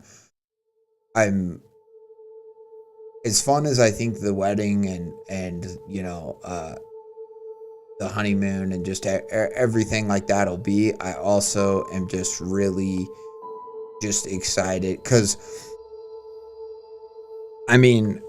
we've not only been working on this, well, I say we, but really Ashley, my fiance, has done 95% or 100% of everything, really. Not that I'm not willing to do stuff, it's just that she has definitely taken the reins, so all glory goes to her. But she's been working so hard, I've been working so hard for over a year now, and then on top of that, we've been together for like 7-8 years before that, and so it's just gonna be, I'm really excited to just finally be one, be a couple, for life, have that sort of pact with each other. I think that's what a lot of people, because marriage isn't like, permanent in the same way that it used to be. Like, you can certainly leave marriage and stuff, and there's a lot of reasons that people need to do that, and it can be a great thing. So I'm not like one of these people that's like marriage should be for life, but it is cool to make that commitment to someone else and know that you're gonna always have somebody, till death do you part, that's supposed to be there for you. And I'm looking forward to it. I think I think I'm gonna love being married more than I ever thought before, when I just thought about being single or being, whatever, dating. And like, sure, dating and being single, all that stuff can be fun, but I think, marriage gets a bad rap, and people only talk about how they hate it or how they hate this and that. And I think it's gonna be one of life's joys that I'm looking forward to doing, and having. So yeah, I'm excited. Thank you, brother. Appreciate you. All right, back to poor Bane, who's literally has the most tragic opening of any person's. He's got his daughter that he wants to see. He's just spending one last night at the Boardwalk, and then he's gonna go off and get clean. And then, so we know, we've basically, the story set it up. What do they call it? Like, where it's like, I don't know, like trauma bait, or it's like, like how a character has plot armor. This guy has the opposite of plot armor, where it's like they've set it up to be so tragic that he has to die or get get disappeared, and it's gonna set off all the reasons and all the stuff that Mac is going to investigate or try to figure out, because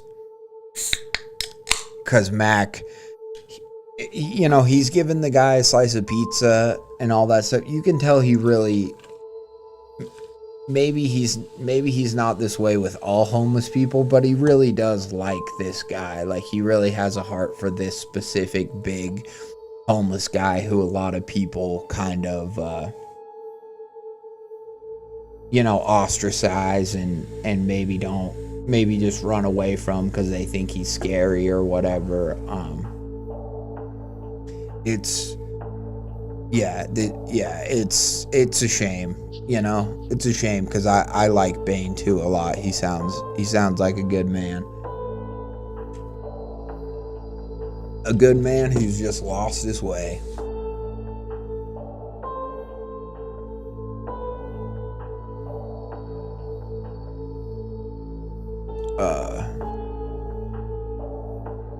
I saved enough money to get me one night at the Eagle Nest.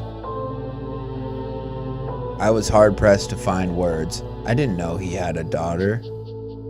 It was a lot to take in, but above all, I was so thrilled to hear what he was setting off to do. Remembering what I had in my hands, I spoke up. Vincent's was closing up, and I thought you could use a bite. Since this is going to be the last time I see you, I won't take no for an answer. We both smirked. He reached up for the quickly cooling slice of pizza. It's really nice of you, Mac. I appreciate it. Not sure what else to do. I shot my hand forward to him for a shake.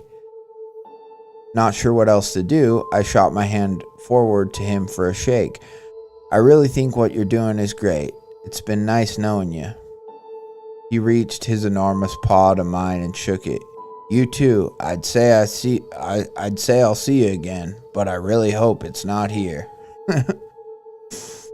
He chuckled as he swung his bag onto his back. I smiled back and waved goodbye.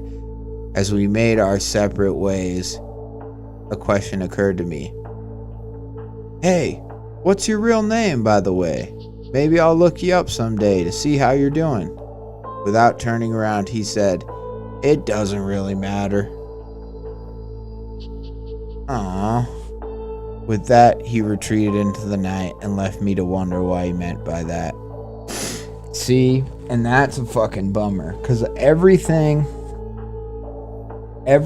else, this, and I was wondering if it was going to go this way, if he was going to be actually trying to get clean and get killed, because, like, despite that, or if he he says he's going to use the money to stay in a hotel, but he's doing the thing all addicts do, or all addicts will do when given the chance, is try to get that one last high, that one last hit.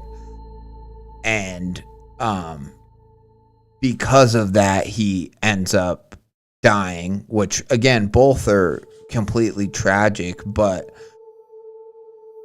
the fact that he won't tell him his name at the end, I think goes to show where Bane, and we'll just have to call him Bane now, where Bane's head is at, that Bane's saying all this to him,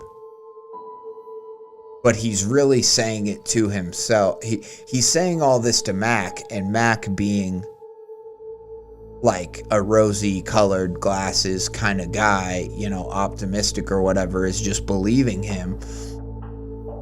But Bane is really saying all this, being like, I'm gonna do it, I swear I'm gonna do it. And he's really he's vocalizing it out loud because he wants to convince this other person, as well as convince himself, that he actually is gonna do it this time, when really he's not gonna. He's in the back of his mind, the addict brain is running, and it's going, no, you're not gonna do this. You know, you have the money to stay at the Eagle and whatever, get on the bus in the morning, but you're gonna go blow it, you're gonna get high, whatever. And so then when they have that final exchange about what's your real, maybe I'll look you up someday, see how you're doing, he says it doesn't really matter, therefore almost being like telling himself, I'm not worth it,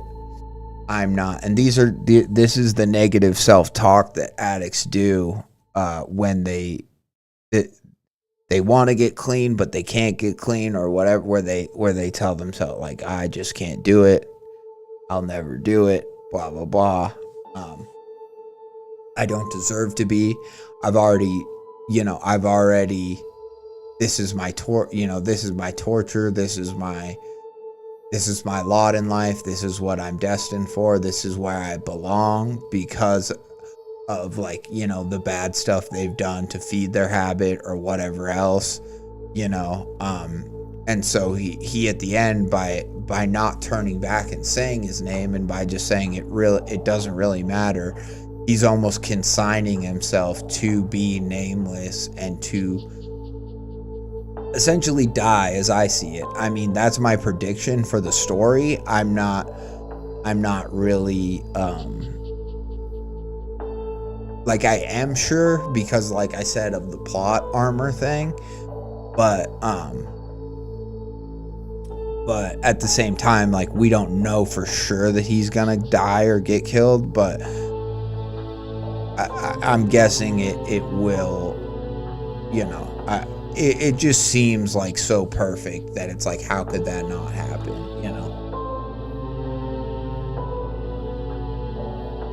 But we never know. Maybe something else is gonna happen. Maybe Bane's gonna run into a monster under the boardwalk, and he, whatever, he's gonna interact with Max somehow about it and be like, I'm telling you, there's a creature down there. We don't know what'll happen, but it just seems like he's being set up for this tragic sort of futile goodbye.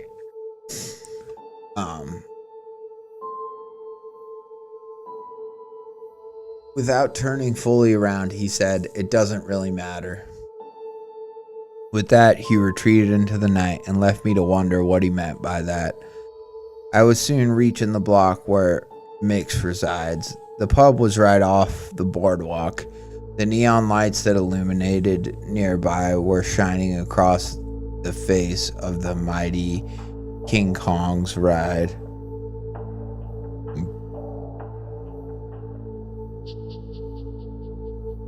Big moves happening for us both. I'm really happy for you. What's going on with you, rude dude?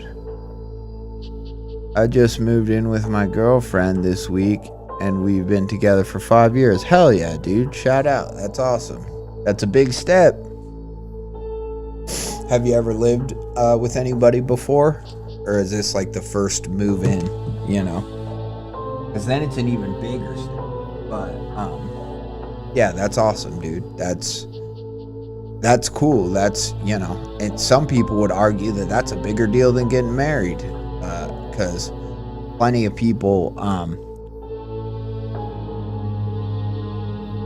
get married and move in with somebody at the same time, and then they just get married lots of times because they keep, you know, going through relationships or whatever. But when you take your time and then you decide that it's the right time to move in together, it's awesome. Me and my fiance, we moved in together, maybe not too soon, but we moved in together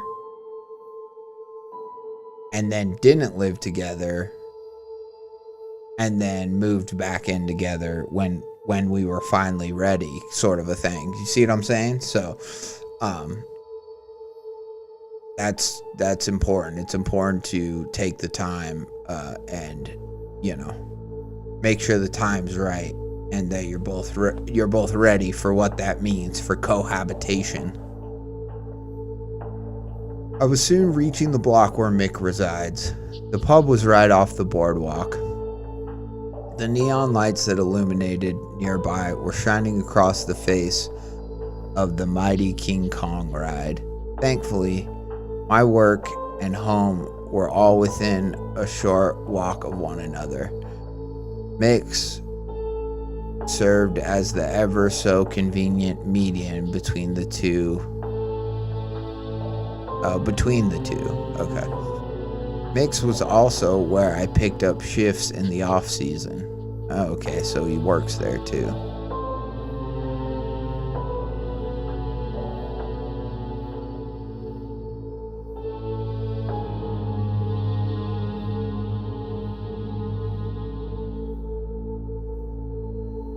They must have noticed the frequency with which I visited and decided to offer me a job.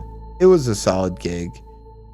Mick's was one of the few year-round places on the island. Locals gravitated toward it once the summer crowds dissipated. If I was going to spend my time there, I figured I might as well get paid. Just as I was rounding the corner to the off-ramp, something happened.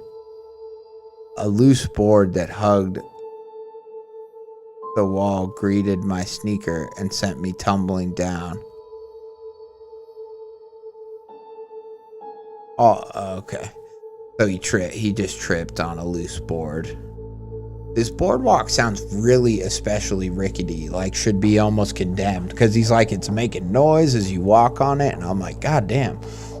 It's that shitty of wood, and like, you know, I don't know. Anyways.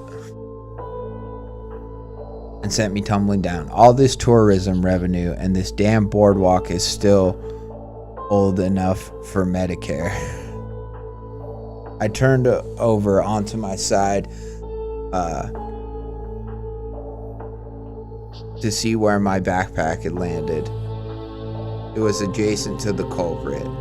I groaned as I reached over to grab it when something caught my eye.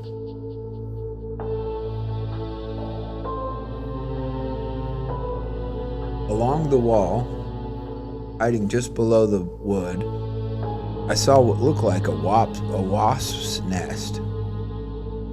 It was peeking out from the dark at me, almost as if watching me.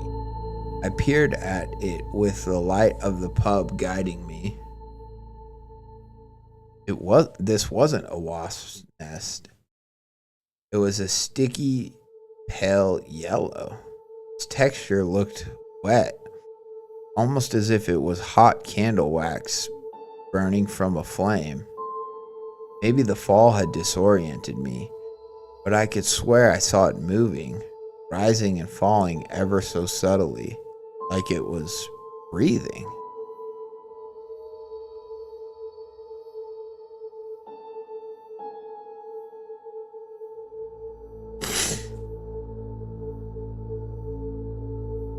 Yeah, rude dude. Yeah. No, we figured it out. And I think so much about it isn't even like, well, are you really ready to live together? Like, do you want, because like we wanted to be with each other a lot of the time. That wasn't the problem. Like, we were already each other's best friends. We already wanted to be with each other. But it was like, are both of you ready to be responsible enough and to do the work that it takes to live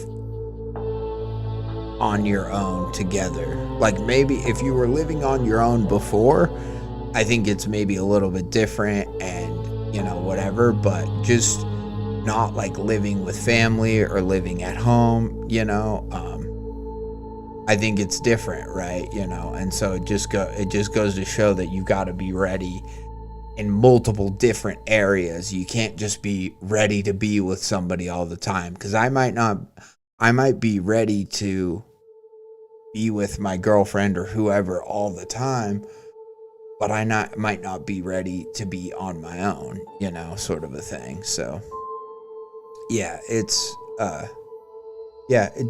it takes time, and you got to be willing to fucking figure shit out. And that's what, you know, that's where we got now, and where we've been, you know, for the last, basically since we got engaged, you know. But yeah, it's been good. It's been really good.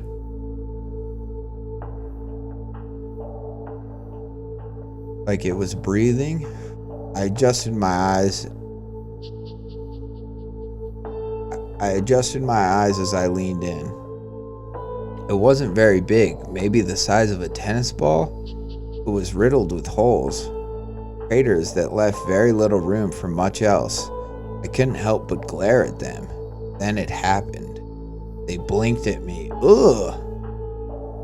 So I didn't know it was going to end that fast. Otherwise, I would have just finished it. Sorry, because I know I was getting distracted by talking to Rude Dude. And I apologize to people who were like, I'm really into the story. Stop talking to him. But I knew this was kind of a shorter part one, but I didn't know it was that short. I'm going to definitely have to start my next stream with part two, because I'm very intrigued. I'm mostly intrigued by the setting and Bane's story, I have to say. I think Mac is like a fine narrator. He seems like a cool dude. You know, he knows a lot about old music and stuff like that. But the setting of the old creepy kind of whatever, maybe not even necessarily creepy right now in the story, but the old kind of decaying setting of this boardwalk, with, and the haunting, like, dusty record store that he works in, like, that I love. And that as like a setting to try to figure out what's under the boardwalk or what's going on in this small town, you know, I think it's very fun. It gives like small town horror vibes. You know, we get, it's on the water, you know, so maybe this is some sort of a aquatic like creature. We don't know. It just blinked at him. You know, we're not really sure. It's like a yellow, you know, honeycomb-esque thing that like blinked at him. That's really cool. And so I like all the things that the setting is doing so well, almost to the point where I'm like, had he not just tripped and discovered this creepy honeycomb creature monster thing underneath the boardwalk, like, I was just as excited for him to go into Mix and see what was going on at Mix. Like, I wasn't that, you know, I knew it was going to take that left turn into horror at some point, but I was like, maybe part one doesn't even take that turn into the horror necessarily. And I was even still here for it just because the writing was good and the setting was interesting and stuff, you know. I was intrigued. And so yeah, I just have to say, like, hats off to the author, who is macgrimbridge. Check him out. Go read part 2 if you can't wait. But yeah, I'm actually I might. No, you're good. You're good, rude dude. It's not. It's my fault for getting. It's my fault for allowing the interruption. People can say whatever they want in the chat. If I get sidetracked, that's on me. You know.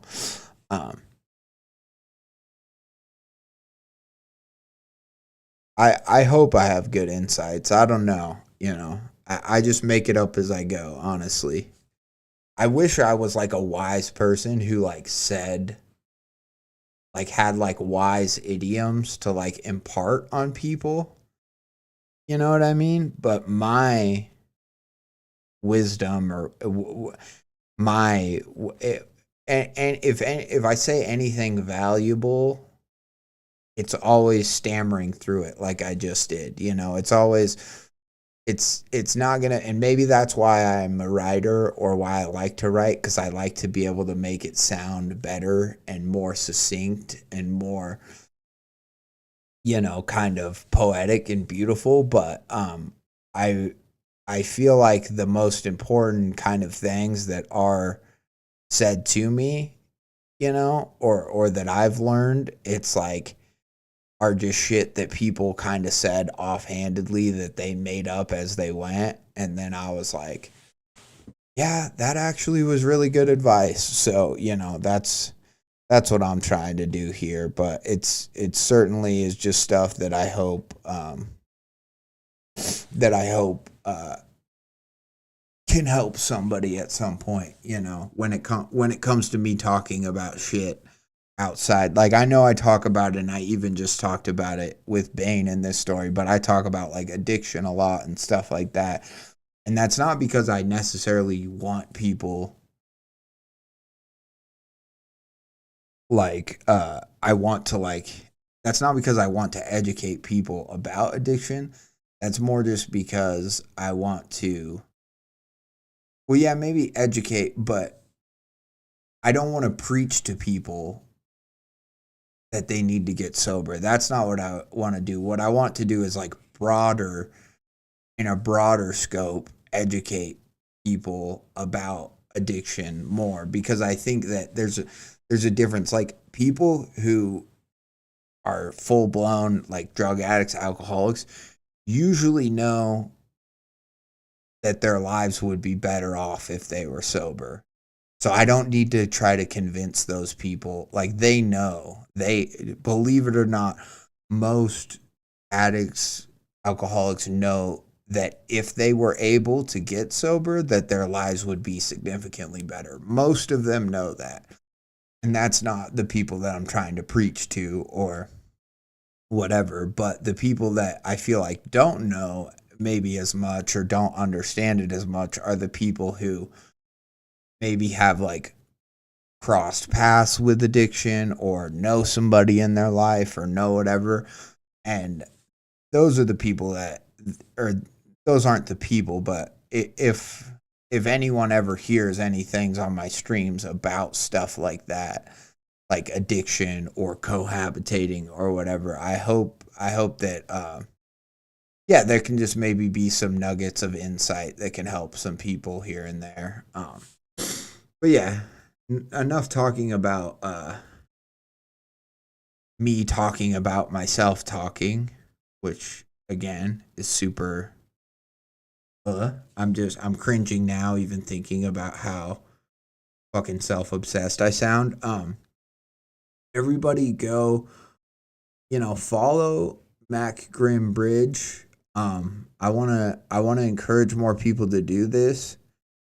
Reddit, you know, you can chat, which is great, but you can also like follow just writers or accounts on Reddit. And I think that Reddit isn't used enough that way. Like it's just random people talking to other random people a lot. Whereas, you know, that's how we build a community, is to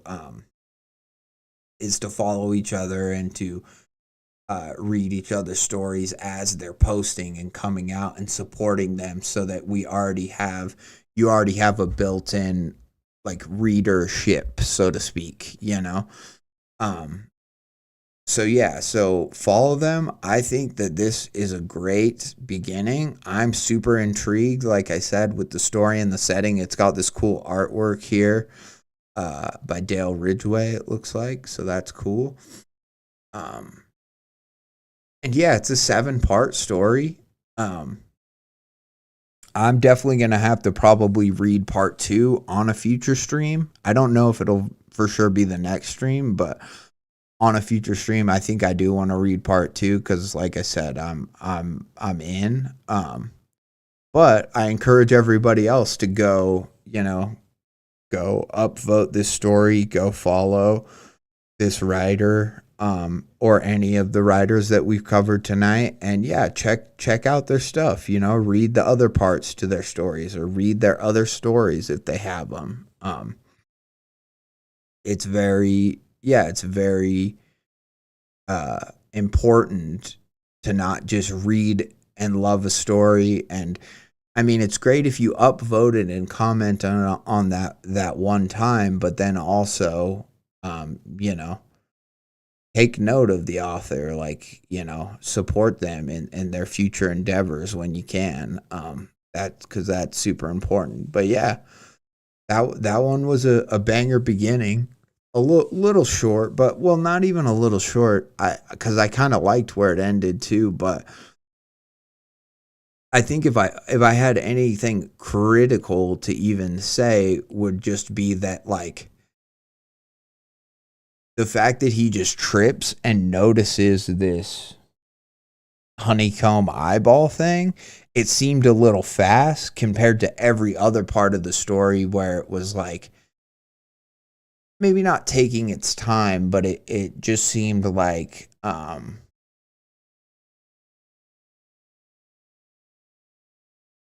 don't know. It seemed like I don't know if leisurely is the right word either, but he took the time to describe kind of the setting and people's interpretations of Bane, and then he goes up to Bane with the pizza and they have that interaction. And that happened kind of fast where Bane's like, I'm getting clean, I'm doing it. And then he walks away and he's like, my name doesn't matter, But it just seemed to go from that interaction, and then he's about to walk into the pub, but then he just trips and finds a monster. To me, I'm kind of I just don't know if I love that. I think, is there some way where he would have to go under the boardwalk? One thing I was thinking is maybe that girl's going to get off work from the pizza place, right? And she's going to come to the bar, and then maybe she was going to be like, let's go for a walk on the beach or whatever. She was going to kind of do something like that, and they were going to go down there to make out, but then they were going to, see something, or whatever happened. So I don't know, so the pacing in that sense, I'm kind of do I love that he just tripped and found the monster? Well, and maybe he doesn't know it's a monster yet, but I'm I maybe don't love that, but it's up to this writer. It's their story. They can do it how they want. The only thing is, I feel like they might have done that just to put something horror related in that first part, or just to put something Lovecraftian in part 1. Whereas I feel like if this was just a novel or a novella, the pacing might have worked better to just not even include that. He doesn't trip, he just goes into the bar, he's having drinks or whatever, then he's walking home, and then he finds the monster, or he has to leave the bar because something happens at the bar and he's running out because some guy's trying to find him to beat him up or something, and he has to hide under the boardwalk, and then he finds the monster, something like that. But it's just a small note. I pretty much liked every other part, or every other aspect of the story. It just kind of seemed like rushed at the end, I guess, where it's like, and I tripped and then I found a yellow honeycomb eyeball and it blinked at me. But because a lot of people won't read a multi-part story, I can understand why they were like, well, I need to include this at the end as a cliffhanger just so that people will click on part 2. However, I don't care that much about that part, and I'm way more interested to see like what's going to happen with Bane. But I can understand it's a horror subreddit, right? You need to include that something that at least hints at what that horror is going to be in part 1. Otherwise, you're going to get people being like, this isn't even applied. This shouldn't even be on this subreddit. You know what I mean? I mean, Redditors can be a little brutal in that regard. Like, you know, it's like, well, I'm trying to write a full-length story, so I'm getting there. Like, this is maybe a short story, but it's not as, you know, it's not as short where it can just be in one part sort of a thing. So yeah, I don't know, but I liked it. I'm here for it. And I liked it, you know, I liked all the stories tonight. Shout out to macgrimbridge, DaniWitDaVibez, and Guts. I appreciate all of you authors allowing me to read your stories tonight. Hopefully what I had to say was helpful, and yeah, that you guys keep writing. All of you, please keep writing. Keep, you know, as it says in Eat the Monolith thing, keep being a pen pusher. You know, that's a good kind of pusher. We support that here on the RedDeathMask stream. Other types of pushers, maybe not as much, although we all got to make a living, so that's fine. But yeah, I think now I just want to chill. I'm going to throw on Greylock, and I'll probably end the stream here quickly. We're not going to read any more stories, but if anyone else has anything they want to say in the chat or want to recommend anything or whatever, I'll leave a little bit of time here at the end so people can do that. Because yeah, it's been a minute since I've had people like shout out like, watch this short, watch this analog horror, or watch this, you know, blah blah blah. So if anyone has any ideas, let me know, because I'm always looking for new stuff. I'm so excited, whatever, right? So there's years of dedication thinking about what this child could be, and then she becomes pregnant, and then it disappears. Maybe it's the mountain kind of reeling back in what they want. So my theory has always been that Alex went away from her. And I'm just hungry, and so I want to eat a granola bar on stream. Seeing that they can't have kids, and used the thought form manifester to, you know, create the thought form inside of her. And she wasn't aware of it, right?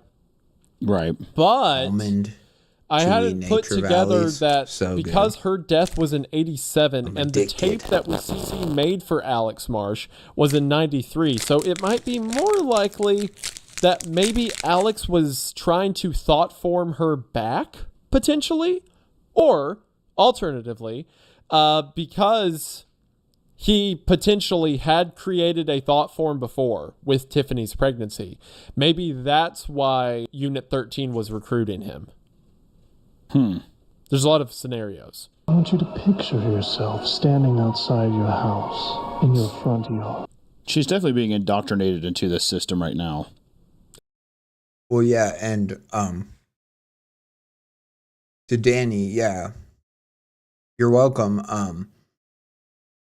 I hope that more people will be able to catch more of my streams in the future, and that's why I'm looking forward to, after the wedding, sitting down and picking out a time to have scheduled every weekend or every week where I can have a stream schedule, and I can pick at least one day, maybe multiple, where so it's the same time so people can rely on it. Because that's the biggest thing I've heard is like, you need people are like, if you want to be a streamer, you need consistency, you know, or whatever. And they're like, and consistency and, clips and blah, blah, blah. But yeah, I would just like to be able to do it at the same time every week or weekend so that people can reliably kind of tune in. I think that would be cool. So we shall see. Hopefully I can make it happen. Hopefully maybe my stream can blow up and then I can quit my day job and stream full time. I would love that, but I don't know if it's in the cards for me. We'll see. Jesus, please make me pseudo celebrity. Please make me famous. At least enough to be able to pay for my bills and my health care and my family's bills, please. Dear God. Do you guys ever do that? You ever do the opposite of like, how like when you're praying in front of other people, it's like, God, we bless this food in the hands that prepared it. And it's like you have to be really unselfish when you're praying in front of other people. But do you ever do the opposite? Granola bars and Red Bulls, the lifeblood of RedDeathMask, absolutely. But do you ever do that where you do the opposite type of prayer where you go like, I'm only gonna ask for selfish things that I don't even really need, or I'm only gonna ask for, like, God, please just make me a millionaire. Please, all I need is like 5 million. Come on, Sometimes I do that. And I don't think God judges too harshly. I think he hears those prayers and maybe doesn't answer them, but a lot of the prayers we don't know what he answers, It's like, this good thing happened. Well, did it happen because God wanted it to happen to me, or is it happening, just because it happened? I don't know. I like to think that God's working on all of us, but I don't know. So what, if I make any self-improvements, what are actually, what can I attribute to myself, or what is God doing through me? I don't know. Who knows? Oh yeah, something's up with Dr. Redacted. Yeah, the Dr. Redacted is definitely like. Good old Dr. Redacted. Yeah, it seems like it seems like he is teaching her how to manifest these faster or something. Mm-hmm. Dr. Redacted, he works at the blood bank that Mr. Wellers runs. Yeah, Dr. Redacted has a premium count at Mr. Wellers blood bank. Mr. Wellers blood bank, exactly.